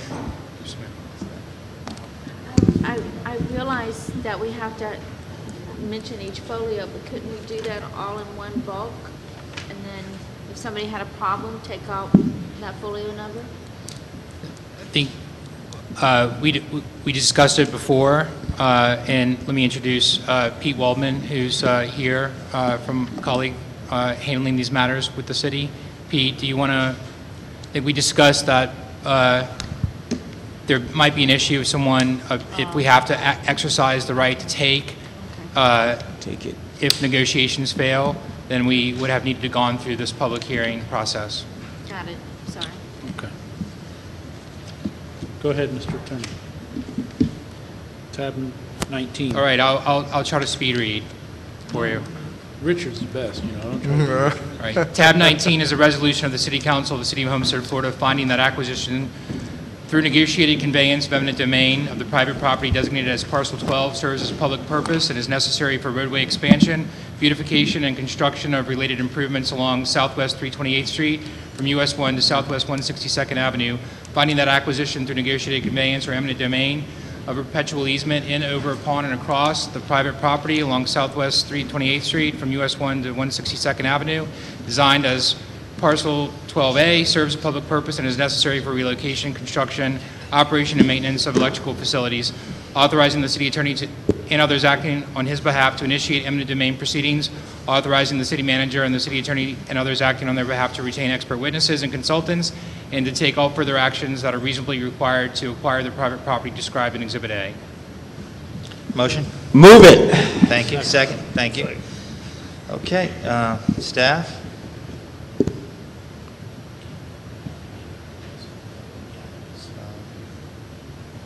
this particular property, it's the... That's fine. This particular property, BJ's property, we need to acquire 2 parcels from this property. Parcel 12 is for the roadway expansion. Parcel 12A is a utility easement. Okay, questions? Council? Okay. No further questions from council. I'll open the public hearing. Questions from the public? Hearing none, seeing none, I'll close the public hearing. Final questions from council. Madam Clerk? Vice Mayor Burgess? Yes. Councilman Shelley? Yes. Councilman Williams? Yes. Councilman Maldonado? Yes. Mayor Bateman? Yes. The motion carries. Thank you, Madam Clerk. Car 847. Yes, it's a resolution of the City Council of the City of Homestead, Florida, finding that acquisition through negotiated conveyance of eminent domain of the private property designated as Parcel 13 serves a public purpose and is necessary for roadway expansion, beautification, and construction of related improvements along Southwest 328th Street from US 1 to Southwest 162nd Avenue, authorizing the city attorney and others acting on his behalf to initiate eminent domain proceedings, authorizing the city manager and the city attorney and others acting on their behalf to retain expert witnesses and consultants to take all further actions that are reasonably required to acquire the private property described in Exhibit A. Motion? Move it. Second. Thank you. Okay, staff? Parcel 13 is a acquisition of 6,790 square feet from a vacant property for right-of-way expansion for the Southwest 328th Street project. Okay, questions from council? Hearing none, I'll open the public hearing. Questions from the public? Hearing none, seeing none, I'll close the public hearing. Final questions from council. Madam Clerk? Councilman Shelley? Yes. Councilman Williams? Yes. Councilman Maldonado? Yes. Vice Mayor Burgess? Yes. Mayor Bateman? Yes. The motion carries. Thank you, Madam Clerk. Resolution of the City Council of the City of Homestead, Florida, finding that acquisition through negotiated conveyance or eminent domain of the private property designated as Parcel 14 serves Move a it. Second? Do I have a second? You just read the title. Yeah, but he's got to read them in. The demand that Go ahead, finish. they've stated they've got to read them. He's got to read it. I thought you just had to read the title. I haven't finished reading the title. Well, still move it. Okay, sir. Finish reading the title. Necessary for roadway expansion, beautification, and construction of related improvements along 328th Street from US 1 to 162nd Avenue, authorizing city attorney and others acting on his behalf to initiate eminent domain proceedings, authorizing the city manager and city attorney to retain expert witnesses and consultants, and to take all further actions necessary and reasonably required to acquire the private property in Exhibit A. Second it. Thank you. Staff, we got? Parcel, excuse me, Parcel 14 is the acquisition of 6,790 square feet from a vacant property for roadway expansion for the Southwest 328th Street project. Thank you, sir. Questions from council? Okay, I'll open the public hearing. Questions from the public? Hearing none, seeing none, I'll close the public hearing. Final questions from council. Madam Clerk? Councilman Shelley? Yes. Councilman Williams? Yes. Councilman Maldonado? Yes. Vice Mayor Burgess? Yes. Mayor Bateman? Yes. The motion carries. Thank you, Madam Clerk. Car 857, parcel 15. Yes, resolution of the City Council, City of Homestead, Florida, finding that acquisition through negotiated conveyance and eminent domain of the private property designated as Parcel 15 serves a public purpose and is necessary for roadway expansion, beautification, and construction of related improvements along Southwest 328th Street, authorizing the city attorney and others acting on his behalf to initiate eminent domain proceedings, authorizing city manager and city attorney to retain expert witnesses and consultants, and to take all further actions necessary and required to acquire the private property described in Exhibit A. Move it. Second? Second. Staff? Parcel 15 is the acquisition of 6,875 square feet for the for roadway improvements for the Southwest 328th Street project. Thank you, sir. Questions from council? Hearing none, I'll open the public hearing. Questions from the public? Hearing none, seeing none, I'll close the public hearing. Final questions from council. Madam Clerk, call the roll. Councilman Williams? Yes. Councilman Maldonado? Yes. Councilman Shelley? Yes. Vice Mayor Burgess? Yes. Mayor Bateman? Yes. The motion carries. Thank you, Madam Clerk. Car 858, parcel 16. Yes, resolution of the City Council, City of Homestead, Florida, finding that acquisition through negotiated conveyance of eminent domain, the private property designated as parcel 16 serves a public purpose and is necessary for roadway expansion, beautification, and construction of related improvements along Southwest 328th Street, authorizing the city attorney and others to acting on his behalf to initiate eminent domain proceedings, authorizing the city manager and city attorney to retain expert witnesses and consultants, take all further actions that are reasonably required and necessary to acquire the private Move property it. described in Exhibit A. Second. Second. Thank you. Staff. Parcel 16 is the acquisition of 6,104 square feet for roadway improvement for the Southwest 328th Street project. Thank you, sir. Question from council? Hearing none, I'll open the public hearing. Questions from the public on this item? Hearing none, seeing none, I'll close the public hearing. Final questions from council. Madam Clerk, call the roll. Councilman Maldonado? Yes. Councilman Shelley? Yes. Councilman Williams? Yes. Mayor Bateman? Yes. The motion carries. Thank you, Madam Clerk. Car 859, parcel 17. Yes, resolution of City Council, City of Homestead, Florida, finding that acquisition to negotiated conveyance or eminent domain of the private property designated as parcel 17 serves a public purpose and is necessary for roadway expansion, beautification, and construction of related improvements along Southwest 328th Street, authorizing the city attorney to initiate eminent domain proceedings, authorizing the city manager and city attorney to retain expert witnesses and consultants, and to take all further actions necessary and required to acquire the property described in Exhibit A. Motion? Move it. Thank you. Second? Second. Thank you. Staff? Parcel 17 is the acquisition of 973 square feet for roadway improvement for the Southwest 328th Street project. Thank you, sir. Questions from council? Hearing none, I'll open the public hearing. Questions from the public? Hearing none, seeing none, I'll close the public hearing. Final questions from council. Madam Clerk, call the roll. Councilman Shelley? Yes. Councilman Williams? Yes. Councilman Maldonado? Yes. Mayor Bateman? Yes. The motion carries. Thank you, Madam Clerk. Car 860, tab 25. Yes, resolution of City Council of City of Homestead, Florida, finding that acquisition to negotiated conveyance or eminent domain of the private property designated as parcel 18 serves a public purpose and is necessary for roadway expansion, beautification, and construction of related improvements along Southwest 328th Street, authorizing the city attorney to initiate eminent domain proceedings, authorizing the city manager and city attorney to retain expert witnesses and consultants, and to take all further actions that are reasonably required and necessary to acquire the private property described in Exhibit A. Move it. Thank you. Second? Second. Thank you. Staff? Parcel 18 is the acquisition of 4.19 square feet for roadway improvement for the Southwest 328th Street project. Thank you, sir. Questions from council? Hearing none, I'll open the public hearing. Questions from the public? Hearing none, seeing none, I'll close the public hearing. Final questions from council. Madam Clerk, call the roll. Councilman Shelley? Yes. Councilman Williams? Yes. Councilman Maldonado? Yes. Mayor Bateman? Yes. The motion carries. Okay, tab 19. Yes. Tab 26, parcel 19. Yes, resolution of City Council of City of Homestead, Florida, finding that acquisition to negotiated conveyance or eminent domain of the private property designated as parcel 19 serves a public purpose and is necessary for roadway expansion, beautification, and construction of related improvements along Southwest 328th Street, authorizing the city attorney to initiate eminent domain proceedings, authorizing the city manager and city attorney to retain expert witnesses and consultants, and to take all further actions that are necessary and reasonable to acquire the private property described in Exhibit A. Move it. Second. Thank you. Staff? Parcel 19 is the acquisition of 158 square feet for roadway improvement for the Southwest 328th Street project. Thank you. Questions from council? Hearing none, seeing none, I'll open the public hearing. Questions from the public? Hearing none, seeing none, I'll close the public hearing. Final questions from council. Madam Clerk, call the roll. Councilman Maldonado? Yes.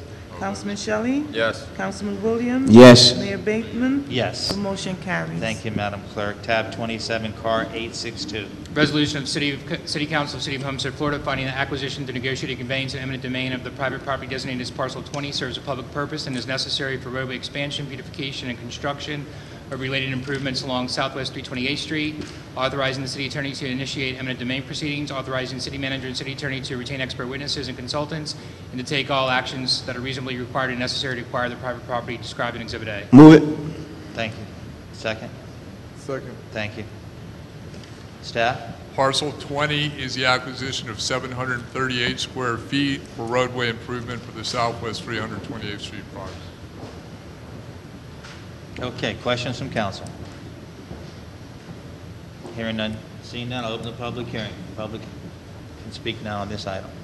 Hearing none, seeing none, I'll close the public hearing. Final questions from council. Madam Clerk, call the roll. Councilman Shelley? Yes. Councilman Williams? Yes. Councilman Maldonado? Yes. Vice Mayor Burgess? Yes. Mayor Bateman? Yes. The motion carries. Thank you, Madam Clerk. Car 863, tab 28.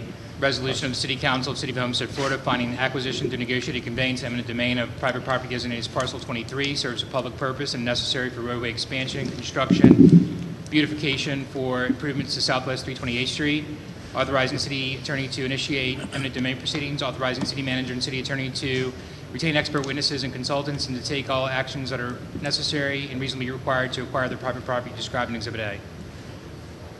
Okay. Move it. Thank you. Second? Second. Thank you. Staff? Parcel 23 is the acquisition of 24,161 square feet from a vacant property for roadway improvement for the Southwest 328th Street project. Okay, questions from council? Hearing none, seeing none, I'll open the public hearing. Questions from the public? Parcel 23. Hearing none, seeing none, I'll close it. Final questions from council. Madam Clerk? Councilman Williams? Yes. Councilman Maldonado? Yes. Vice Mayor Burgess? Yes. Councilman Shelley? Yes. Mayor Bateman? Yes. The motion carries. Thank you. I don't see tab 24, parcel 24. It goes, my sheet goes to parcel 25. Your Honor, Mayor, there previously was a parcel 24, but what was parcel 24 was acquired along with what was formerly parcel 23, so now it's one parcel. Okay, we're going to move to tab 29, car 848. It's a resolution of the City Council of the City of Homestead, Florida, finding that acquisition to negotiate a conveyance or eminent domain of perpetual easement in, over, upon, and across the private property along Southwest 328th Street from US 1 to Southwest 162nd Avenue, designated as parcel 25, serves a public purpose and is necessary for relocation, construction, operation, and maintenance of electrical facilities, authorizing city attorney and others to initiate eminent domain proceedings, authorizing city manager and city attorney to retain expert witnesses and consultants, and to take all actions that are reasonably necessary and required for acquisition of the property described in Exhibit A. Motion? Move it. Thank you. Second? Second. Thank you. Staff? Parcel 25 is a 996 square foot parcel that's being acquired for utility easement as part of the 328th Street project. Okay. Questions from council? Hearing none, seeing none, I'll open the public hearing. Questions from the public? Hearing none, seeing none, I'll close the public hearing. Final questions from council. Madam Clerk, call the roll. Councilman Maldonado? Yes. Vice Mayor Burgess? Yes. Councilman Shelley? Yes. Councilman Williams? Yes. Mayor Bateman? Yes. The motion carries. Thank you, Madam Clerk. Car 868, tab 30. Yes, resolution of the City Council of the City of Homestead, Florida, reprogramming the city's Community Development Block Grant Program funding allocation, providing for implementation, and providing for an effective date. Move it. Second. Thank you. Staff?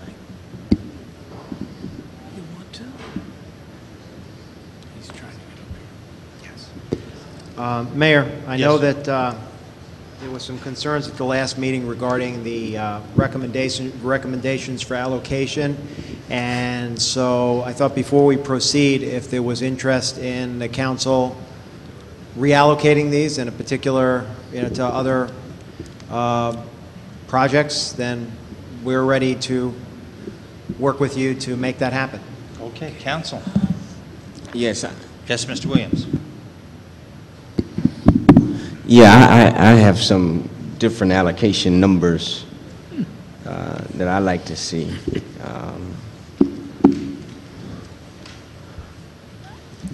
We'll get, Carlos, if you could get the calculator ready so that we can just go through and make sure that we stay within the amounts. That's what I'm trying to do. If you could just give me 5 minutes, technical difficulties.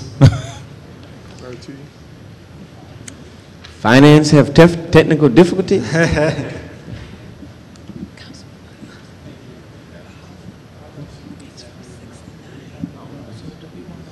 Yeah. We wanted to start the discussion, and we can start tallying. Well, we first need to extend the meeting because we're overdue. So, Motion to extend the meeting for 30 minutes. Thank you. All in favor? Aye. Nays? Item carries. Thank you. It used to be simpler, we had a calculator and we just got things done. Now we got all these fancy computers and seems takes a little longer. It's the high-end program we're using to knock out these numbers. That's what it is, not just a calculator. But if you wanted to start with the discussion, and we can catch up Sure. with the calculators You want to later. start with discussion, Mr. Williams? You got the floor? yes, I'm trying to bring it up. I'm having technical difficulties now.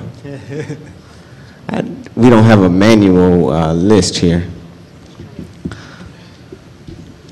There was a movie about this with the technology, and it got out of control. We all relied on it, and then we couldn't do anything. So it's maybe a hint of the future, Councilman. I know, I don't know. I have plenty of work ahead of me. Right. I got it. Everyone has someone bring this up. Okay, so we were, if finances or the board is ready, if you would go over those allocation amounts for, I don't want to deal with the facilities, I want to deal with the programmatic part of it. I don't want to deal with the facilities, that's all, that's a whole different story. So public services is first, the 107, 248.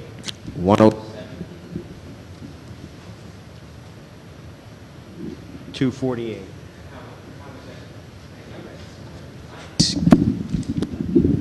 They go in and out. Go ahead. So you say 107, 248 is what the... Councilman Williams, that is the total amount that is available for allocation, yes, All sir. right. Give me what you have proposed, because I can't seem to find it at this moment. What we have proposed or what was requested by each... What do you have proposed that you said that you're going to, based on what your guidelines were? Carlos, if you could go through the allocations as you had them at the last meeting that Yes, sir. comprised the 107. Okay, we'll do for the public services, the YMCA, $18,048. The Miami Youth for Christ, $6,500. Les Jardins, $42,506. Bridge to Hope, $6,000. Coalition of Farm Workers, $17,844. And En Familia, $10,740, and that actually all totaled up $101,638, just shy of the total amount available. So, but you said the total amount available is 107? That is correct, but the recommended allocation based on the request amounted to just shy of the total amount available. So it totaled $101,638. But I thought you said that you all ran out of money, and that's why you could not allocate for other programs. Well, sir, with the remaining amount of 6,000 something, there was, all the other requests were for a lot more than that. Right, but if we go down this list, all of the requests, most all of these requests were a lot more than that, right? Yes, sir. Okay, so then what is your balance that you have left over? From this recommendation? Mm-hmm. Hold on.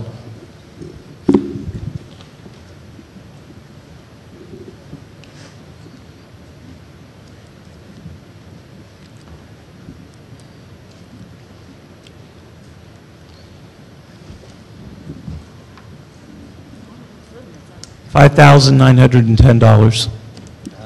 $5,910? Yes, sir. And what were the groups that did not get funded? Trinity Empowerment, Greater William Chapel Free Will Church, which had 2 applications, and Gospel Truth Pentecostal Church. All right, I've gone back over my, all of the applications, and let me thank the Finance Department, I think her name is Evelyn. Evelyn, I guess if I remember right. Is that right, Evelyn? Okay. She sent me all the backup supporting material and also called to make sure I didn't, I guess, have any surprises tonight. I don't have any surprises other than my allocation that I like to if I like to give the, if that's what you have left over in your budget, and not taking away anything from any other organization that has already been allocated dollars, then I like to allocate the remainder to Greater Free Will Chapel for their program, even though I think they asked for $35,000. Councilman, which program? Because they had two programs and they were one both that dealt with similar. the one, not the one that dealt with the transportation, but the one that dealt with their summer program. Okay, very good. Yeah. So how much was that? $5,910. That's what's balance of left over.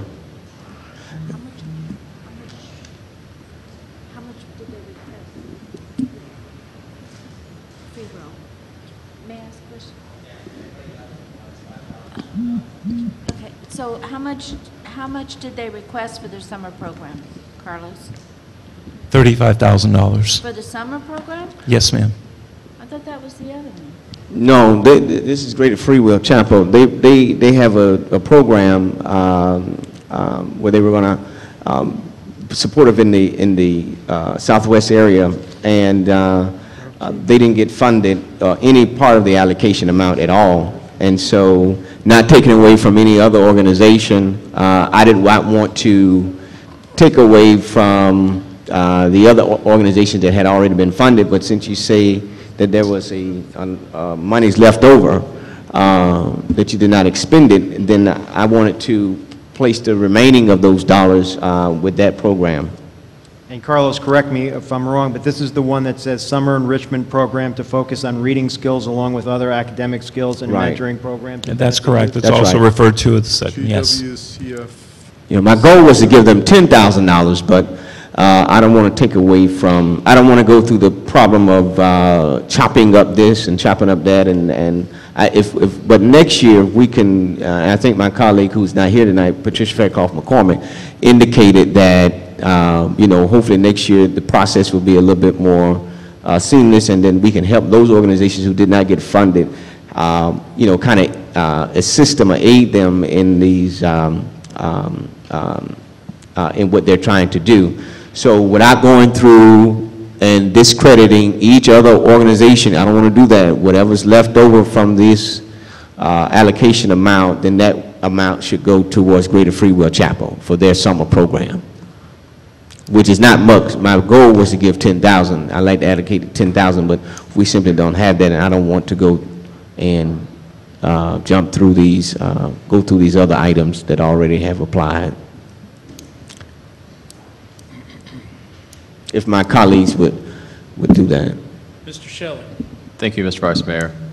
I agree with my colleague, Councilman Williams, because that was my position tonight, is that I really didn't find a way after looking through the applications where you could pick and choose monies from other organizations that had already been recommended to receive funds without affecting the application itself and the activity or the service that they were going to provide. And so I think this is a good resolution where it remains intact and you still are able to give something to the youth program. So I concur with Councilman Williams, and I support his recommendation. The other thing I was just going to raise, because we did discuss at the last meeting, I did receive a phone call from Sunrise Community this afternoon, and what they had offered, and so I'll bring it up at the public record, was to actually assist the City of Homestead in putting together a workshop for all of the other organizations for grant writing purposes. I know we discussed that at the last meeting. I did receive that phone call from them, so I wanted to publicly put it on the record that they had offered. I don't know in what form or what fashion, but they did put the offer out there, so maybe reach out to them and see in what capacity they could help the other organizations in improving their grant writing. Yeah. The YMCA offered the same thing. At the last meeting, the representative who was here offered to help with people that needed help with grants or whatever to make sure they were done properly. Right. I have one little. Trinity Empowerment is an organization that's been here for about 3 or 4 years now, and what they help people that are going through foreclosures and things like that, and they do a tremendous amount of work here in our community, and they were looking for a little bit of money. and I would like to try to find them the same number that Mr. Williams was looking for. I mean, they were looking for $20,000. I believe the number, $23,000 or whatever. So somebody's, I guess somebody's feeling. Well, if you do that, No, no, well, I'm with you, but we're going to have to divide up here. Well, then if we do that, then that's what I was not trying to do, was I to understand that, hit but other organizations for the money that they have, they have already programmed into. My objective was to get Greater Free Will, some monies for the program. But if now you're talking about dividing it up, then I'm going to request what I normally requested. What I stated I was going to request for Greater Free Will was $10,000. But if you're going to divide it up, then let's start. Well, I guess one question I've got would be for a representative from La Jardine, if they're here. If somebody could come up to the podium, please.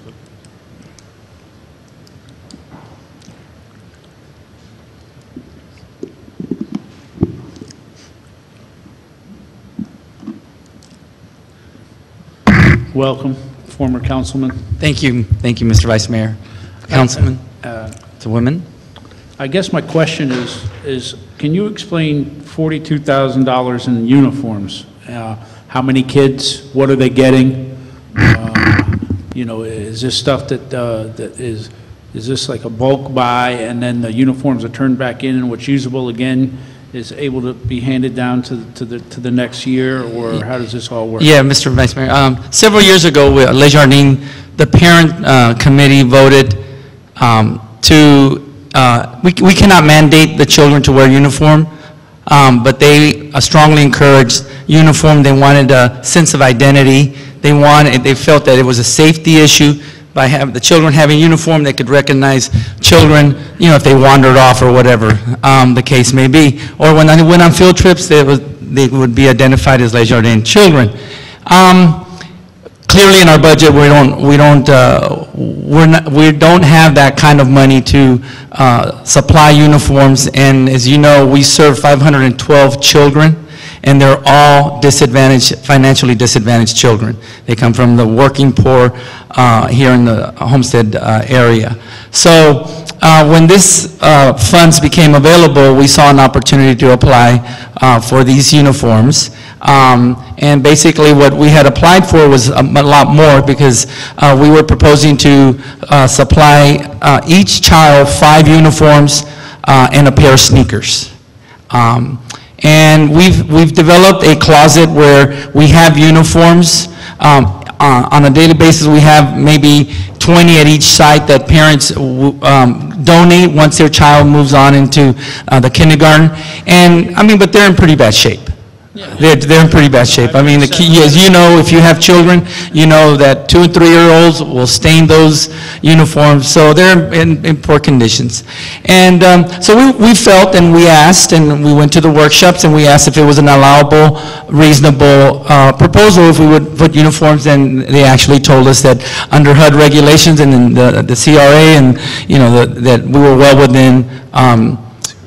within our preview to apply for those funds, and it was an allowable expenditure that, so that's what we proposed. Our proposal was for $65,000, and we were, I guess, being recommended for 42. We intend to supplement the rest, because we're very close, so. So you then, if it's going to be supplemented, then every child would still receive 5. Every child. What you stated. Yes. 5 shirts, 5 pairs of pants, or. Yeah, 5 shirts, pants, and sneakers. Okay. Pair of sneakers. Okay, because when I see, it was just uniforms. I didn't know how many kids were receiving. Yeah. How much, what the breakdown was or anything. So that answered my question on that. Yeah. Thank Okay. you. Anything else? Okay. Great. Ms. Waldman. I just think we ought to go with the flow and give the excess to Free Will, because I know that they do have a summer camp ready to go. I hope it would make a little difference. But if we start, with all due respect, Vice Mayor, if we start getting into cutting the pie over here and shaving 5 off of here and 3 off of here, but I think this should be a lesson learned for next year. And I think that's where we're all coming to the conclusion that it's a lesson learned for next year. And after the workshops and teaching people how to write their grants better, I think we're gonna see a world of difference. And Councilwoman, we have other projects that are ongoing, but because of the time frame that we had to spend the money by, I think it's September 30th, it's almost impossible by the time it gets through the process here, the political process where you vote and then, it gets approved, and it's just, the timing was I mean, it's a short time, turnaround. We felt by doing the uniforms, it's one PO, we purchase them all, and you have the, you get the receipt that we purchased them, that were issued, and, you monitor us, and the uniforms are there, and you got the PO, and we complied. And we shut down the grant, and then... Do you buy local? Excuse me? Absolutely, we buy local. You ask all our local vendors that we have. We give you a whole list. I was just going to say, Vice Mayor, just to finish, you have a wonderful organization Thank there, and my husband and I happened to be near one of your facilities just Monday, and just the laughter, and you could hear the children, they're happy, they're playing, and you really run a really nice organization. So, what color are their uniforms? Thank you. Hunter green and khaki. Those are our school colors. Hunter green and khaki. My grandson would love that. My little autistic one I was talking about before, he will only wear green shirts and backwards. So he would fit in right. Thank you, Councilwoman. Thank you. Mr. Maldonado? Okay. Well, since there doesn't seem to be a flavor to take out the steak knife and start cutting, I was ready. I will go along was with you. ready. No, you backed out ready. first tonight. I was waiting on you to go. First one out the house. Well, I think, as a amicable solution, and going forward next year, and I think as Councilwoman Waldman has already stated, this would be a great, to make sure that these organizations go through the process and that they understand better about submitting grants and understanding the process, about having strong financials and all of that, and being accountable. And, it is much needed in our community, but I did not want this great serving organization in their first year in exception to miss out. And so I'm grateful for my colleagues in indulging me and allocating the amount that is left to Greater Free Will Chapel for their summer program. So you want to make that a motion? I move that. Is there a second? It's been moved and seconded. Right. Any other discussion, Mr. Shelley?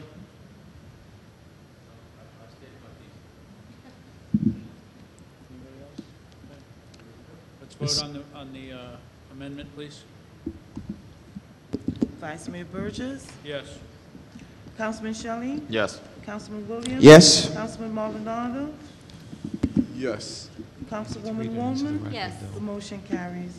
Vice Mayor and Council, and through legal, the resolution is currently open, so I think I need to read for the record what we've just accomplished so we can complete it, and then we'll do the same thing with the public facilities when you're done with that. So if you'll indulge me, I'll read this for the record. Thank you.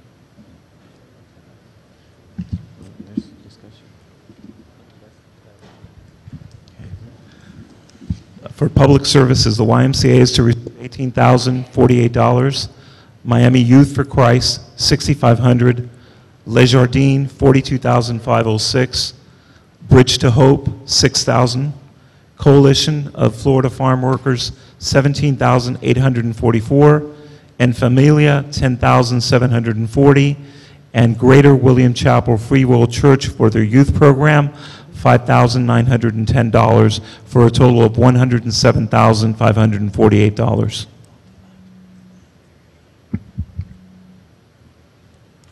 That sounds good to me. Although I wish I could have got some extra, but. Been voted as amended. Correct. Okay. Councilman Shelley? Yes. Councilman Williams? Yes. Councilman Maldonado? He's gone. Councilwoman Waldman? Yes. Vice Mayor Burgess? Yes. The motion carries. Thank you. Tab number 31, car number 870, right? Are we done there, Carlos, or we need to? No, it's still 868. You have the public facilities portion of this We need to item. extend the meeting again, so is there a motion? I move that we extend the meeting 15 more minutes. Second. Were you comfortable with, I'm sorry, Sir? were you comfortable with the public facilities portion? Because if that's the case, they could just... You have any leftover in public? There weren't any leftover, Carlos, correct? No, I don't have any questions then. Okay, so if they could just fold that into the resolution, Carlos. Okay. Give me 1 second. I would also like to open it up to the public. I forgot to do that on the last portion, so if there's anybody here that wanted to speak on the last portion, to public for or against anything, please stand up and speak now. Thank you. Okay, and Vice Mayor, for the record, the public facilities portion was $259,752. That's correct, and right now the recommendation has all those funds allocated. Would you like me to read how it's currently allocated? Oh, yes. Well, hold on, Mr. Vice Mayor. Just for clarification, what did we just vote on? Because there's one tab here, so that's why I'm confused why we're now... Well, we voted on the motion to allocate out the $5,900 whatever dollars were left. Right, we did the motion to amend the original motion, then we voted on the motion as amended just recently after he read out the resolution. And now, I mean, I'm okay with, I just want to make sure I know what we're doing here. Why are we bifurcating this thing all up into pieces? See, I don't think there was, I think Carlos may have been confused, but I don't think there was any bifurcation. That amount is in part of what you amended. You Right, need for to tab- make the change, and it's done, so. Right, that's what I'm saying. That's as why I'm long as curious you're why comfortable. we're still going I forward. think Carlos may have been under the impression that you wanted to start looking at that portion No. too, but if you're not, then the resolution is. Resolution is the programming for... Right, it's all Including together, both we portions. just Both portions. passed. Yes. Right, we just passed. So, I mean, I'm okay if we want to have the conversation. I just want for clarification to understand Yes. what we just accomplished. Okay. Yes. Thank you. I see a gentleman here that looks like he wants to speak. Okay. Make sure we didn't leave you out. Are we on tab 31 now? We're on tab 31. Okay. Tab 31 is a discussion item, and we have a consultant here to give a brief presentation. Yeah, real brief.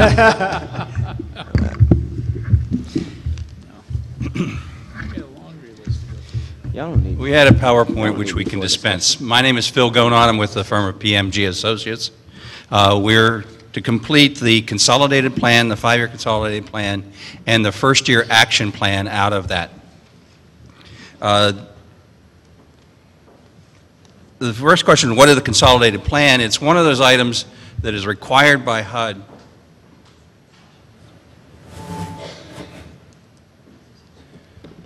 to be completed every 5 years. And what it does is it establishes the direction you're going to take in terms of allocating the monies that you get from HUD.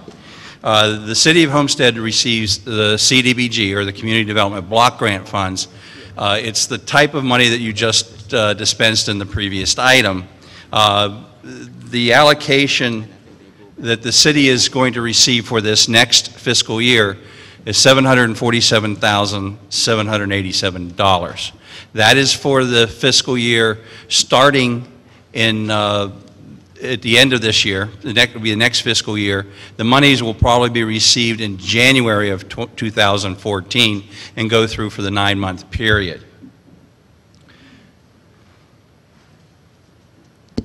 Mr. Vice Mayor, can I interrupt just for one quick second? Yes. Just for clarification, I know this is titled the 5-year plan, but we had this long discussion about allocation of these funds and CDBGs and all that. Is that what we're approving also tonight, or is that a separate discussion? It would be a separate discussion. Okay. It's for discussion tonight, and then I'll cover it at the end. Is the procedure that you'll have to follow is you must have a public hearing, which will be scheduled for your July 24th meeting. Right, okay, thank you. Let me ask you a question. Can it be before then? Or Yes. It can be before then, because the problem that we're running into is that if we have these programs coming up during the summer, school is already out in June, and then we're allocating monies this late in the game. How, you know? Yes, Councilman, I understand. These monies would be for next fiscal year. Right, I They are understand. not monies for this summer. Right, I understand, but I'm giving you a history of the problem that I've had. Absolutely And agree. I'm asking you, can it be done any earlier? Yes, it can. Thank you. I think the reason we stated that is it cannot be done later than that date. Okay. Because this report must be in HUD's hands by August 15th. Right. And that will be your last scheduled meeting, the July 24th. Gotcha, thank you. Okay, public participation.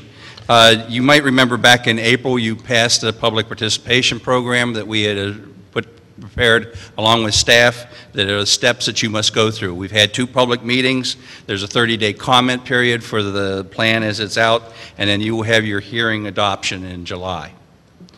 The outreach, we reached out to about 153 organizations.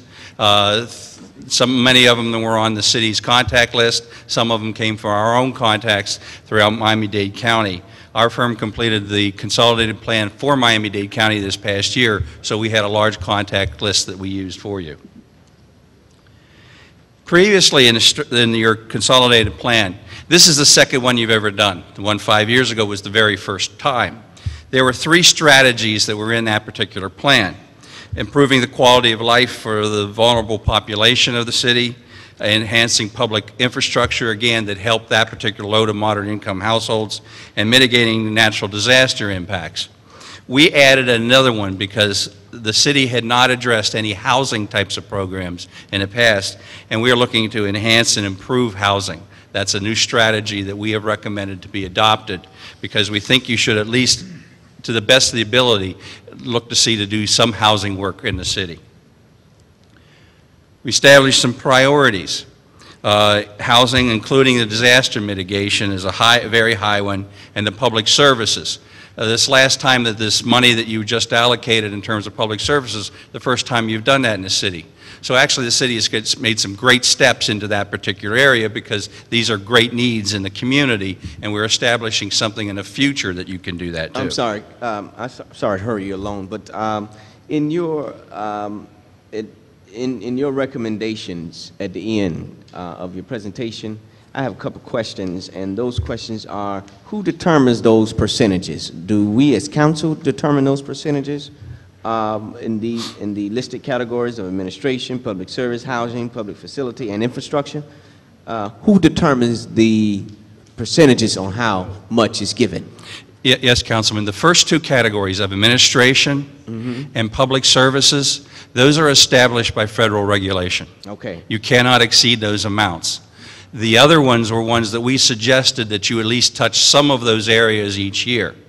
And we gave a range because sometime you might have a bigger project that needs more funding. Right. So that's why we gave a range, which we think you should address public facilities, infrastructure, and housing at least a little bit every year. So you're saying based on the guidelines, we're not to exceed 20 or 15% of the administration.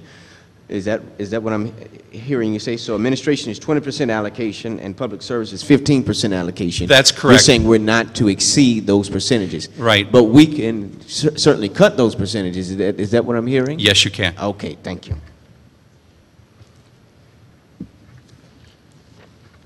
We are recommending that you do establish these guidelines. We're not saying that you want to have a flat fee, the figure that would be 20% for an item, but give these guidelines that you follow every year. Right. And of course, the final determinant of what these allocations will be would be you here at council level. Okay. They will be brought forward to you for discussion purposes and decisions on in terms of the final allocations. But we would like to sit there and see there be some allocations in these areas. Gotcha. And I guess the percentages that you had just referenced is the administration at 20%. Now, what does that go towards? That goes to running the program. For example, for the decisions that have to be made in terms of who gets allocated monies, monitoring them, making sure that the programmers run. I hate to say it, but our fee. Those are all out of administration. The other item in public services is those particular items that you discussed a little bit earlier in terms of those nonprofits in the community that are providing a service to the low and moderate income population that will help them in their life. Facilities are those types of things, that those structures that help them again. Housing can address a number of different items. And you can go anywhere from what we're talking about as some of the disaster mitigations, like the hurricane shutters. There can be rehabilitation of existing units. You can do down payment assistance. You can do rental assistance. You can go credit counseling. These are all the types of things under housing. So what we're suggesting, again, is you do some of that each year because there's a great needs in this community. Right. So what we would like is that you solicit the nonprofits to bring forward public services and public facilities. The suggestion of the workshop so that they can learn how to make the application is an excellent one. You can probably get more and better applications if you do that and provide them the assistance that they could move forward. In infrastructure, the monies that the city had received over the past 5 years have primarily gone to this particular area. You've done some water and sewer work. There's some roadway work. Those are all things that are very important. And I think there still are some important ones to come up. As you see, we talk about for what might be valuable for next year. And again, that's why we think there should be some allocation to these programs. But they need to be ones that are there to fill a community need, which helps the low to moderate income community. And in housing, again, what we talk about is to do something that, again, helps those people that need housing to survive. The disaster mitigation is one I think we can't emphasize enough in this community over the history of the years. It's something to look at that is good to do, and those people who couldn't afford those shutters in the first place now can do it under this program. They would have to qualify as low to moderate income households, which is an income test, and then that would be something that they could move on and then protect their properties, which is a benefit to the city because the property values will stay up and then there will be less damage should another disaster come along. Now, what we completed the consolidated plan, and the other item is the very first year of the action plan. And that would be the money that's that $747,000 that HUD says they'll be able to give the city in this next year. We looked at the applications received from nonprofits.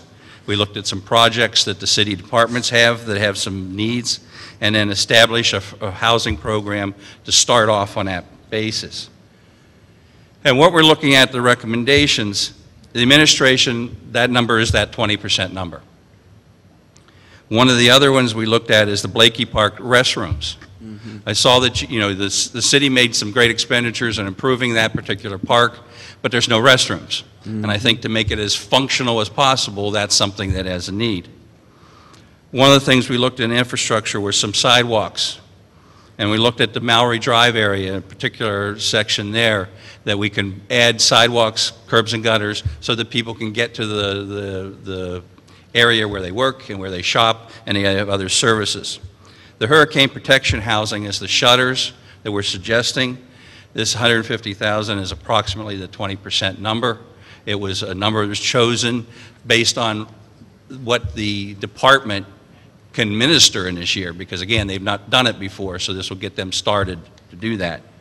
The public services selections, the city, the 15% allocation would come to approximately $112,000. We looked at $5,000 of this to be for fair housing, which is education and a direction to people so that we can stop some of the barriers to fair housing in the community.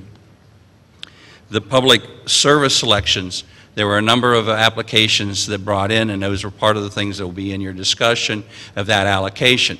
The problem that you saw before is you have so many worthy applicants and you have so little money to distribute. You have to look at the best way to distribute those dollars. And in terms of the public facilities selection, there was one application that came in for some public facilities. That was a $100,000 number. This came to the 747. And to your previous question, can you adjust these numbers? The answer is yes. You just can't not increase the public services over that amount. And you can't, so all of the others can be adjusted. The one item to give you that we used it as the adjustment item was the sidewalk program, so that if you add something in some other place, that money would come out of there. Okay. Okay, the last point is where we go from here. I think You certainly, you've had a number of discussion. You may want to wish some more discussion. We would suggest that if you do that, that would be at the July 9th COW. However, that is at your discretion, because that's how it would work in terms of the point. There will be the final public hearing that will be no later than July 24th, unless you hold a special hearing, and we do not suggest that. We think you can fit it in your existing schedule, and that would be the way to go. That night, you would adopt that particular resolution and the plans and certificates to be signed by the mayor and forwarded to HUD by that date. This date, this August 15th, it will not be late, because they will not accept it when it comes in late. It will be on time. That's the reason we're looking at that schedule. There were two reports, and you have those in your backup. The consolidated plan, the 5-year consolidated plan, and the first-year action plan. Those have been published, or will be published at the end of this week, for public, 30-day public comment period, which means the public can comment on anything in there, and that will be brought to you in terms of your discussions, any of those comments that come forward. So the public has been engaged at least twice so far. They will be engaged in that process. They'll be at your discussions and at your public hearings as well. I went through it quick because of the time, but we certainly, any questions, we'll be glad to answer for you. Thank you. Thank you.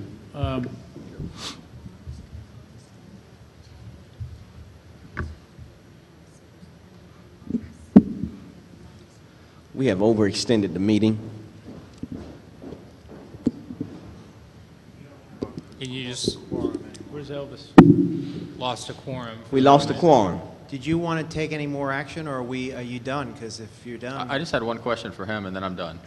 But I guess we have no quorum, so Yeah, right. I'll save the question till the COW meeting or public hearing in July. I have questions for him too, but I'll talk to him later. Okay, with that, the meeting's adjourned. We don't have a quorum. I move adjournment. Do we have to formally close the meeting Oh, we anyway? can't. We don't have a quorum. Yeah, well. Oh. Okay. Hold on, we do have a quorum. Now we have a quorum. Mr. Shelley, go ahead. I just want to ask one quick question. So for our next year's action plan, because we've had plenty of discussion on CDBG grants and how this stuff works, that all is going to be decided, finalized by this July 24th, correct? That's correct. Okay, so I just want to be clear that if we need to make any changes to this plan or we have any concerns about this plan, we need to do it between now and the 24th, because in the 24th, we're going to adopt next year's guidelines. Yes. Okay, that's Or all. if we want to change the percentages. Right. We can do it at change that all of time. by then, yes. Okay. Yeah. All right. Okay. Thanks. Great. Once these funds become available in January, we can start the process then to have the money so that we could give it out in April or something for summer programs, or no? Yes, you can. Absolutely. In fact, however, there's been some applications already that have come in, and they ask for funding for the full 12 months, and unfortunately, the money's not going to be available for that. So they've been adjusted to a 9-month program, and that's already in there. It's in the document that you have there now, those particular applications. But however, if you, as Councilman Williams had suggested, you want to move that around, the answer is absolutely. Right, That's at your discretion. Because one of the things that I heard from my Councilman Williams and I believe Councilwoman Fairclough McCormick last week was, we're under the gun, it seems like. We have to get these monies allocated and get them out of the door now. Well, we've been sitting here for 6 months, so let's get the program started earlier and have these things lined up, and then people can count on it. And like this summer program that we're fortunately going to be able to give a little bit of money to, didn't have any, but now maybe they're not able to use it as well as they could have because they hadn't had, since April or earlier in the year to plan on using it. So that would be one of my big things is that, The thing you addressed earlier were surplus monies that were allocated for other purpose and not used, and they have to be used by the end of this fiscal year. That's why the hurry up. Mm-hmm. What we want to do is we're looking at this to plan for next year, and for the years that succeed, then we would suggest that you start this discussion sometime in March, and then you can then have plenty of time to make your decisions before the time frame. Thank you. Anything else? Thank you. Nothing else. Thank you for your time. Sorry to keep you here so late.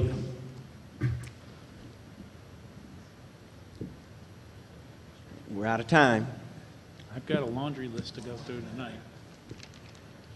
I didn't sit here and write all this for nothing.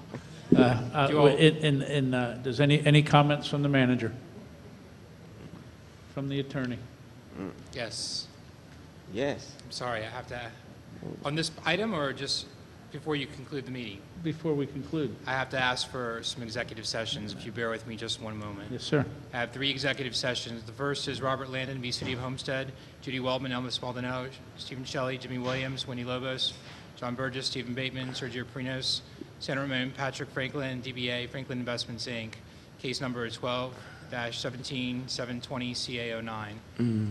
The second is case number 12-18206 CA22, Lele Sports Complex at the City of Homestead LLC versus City of Homestead.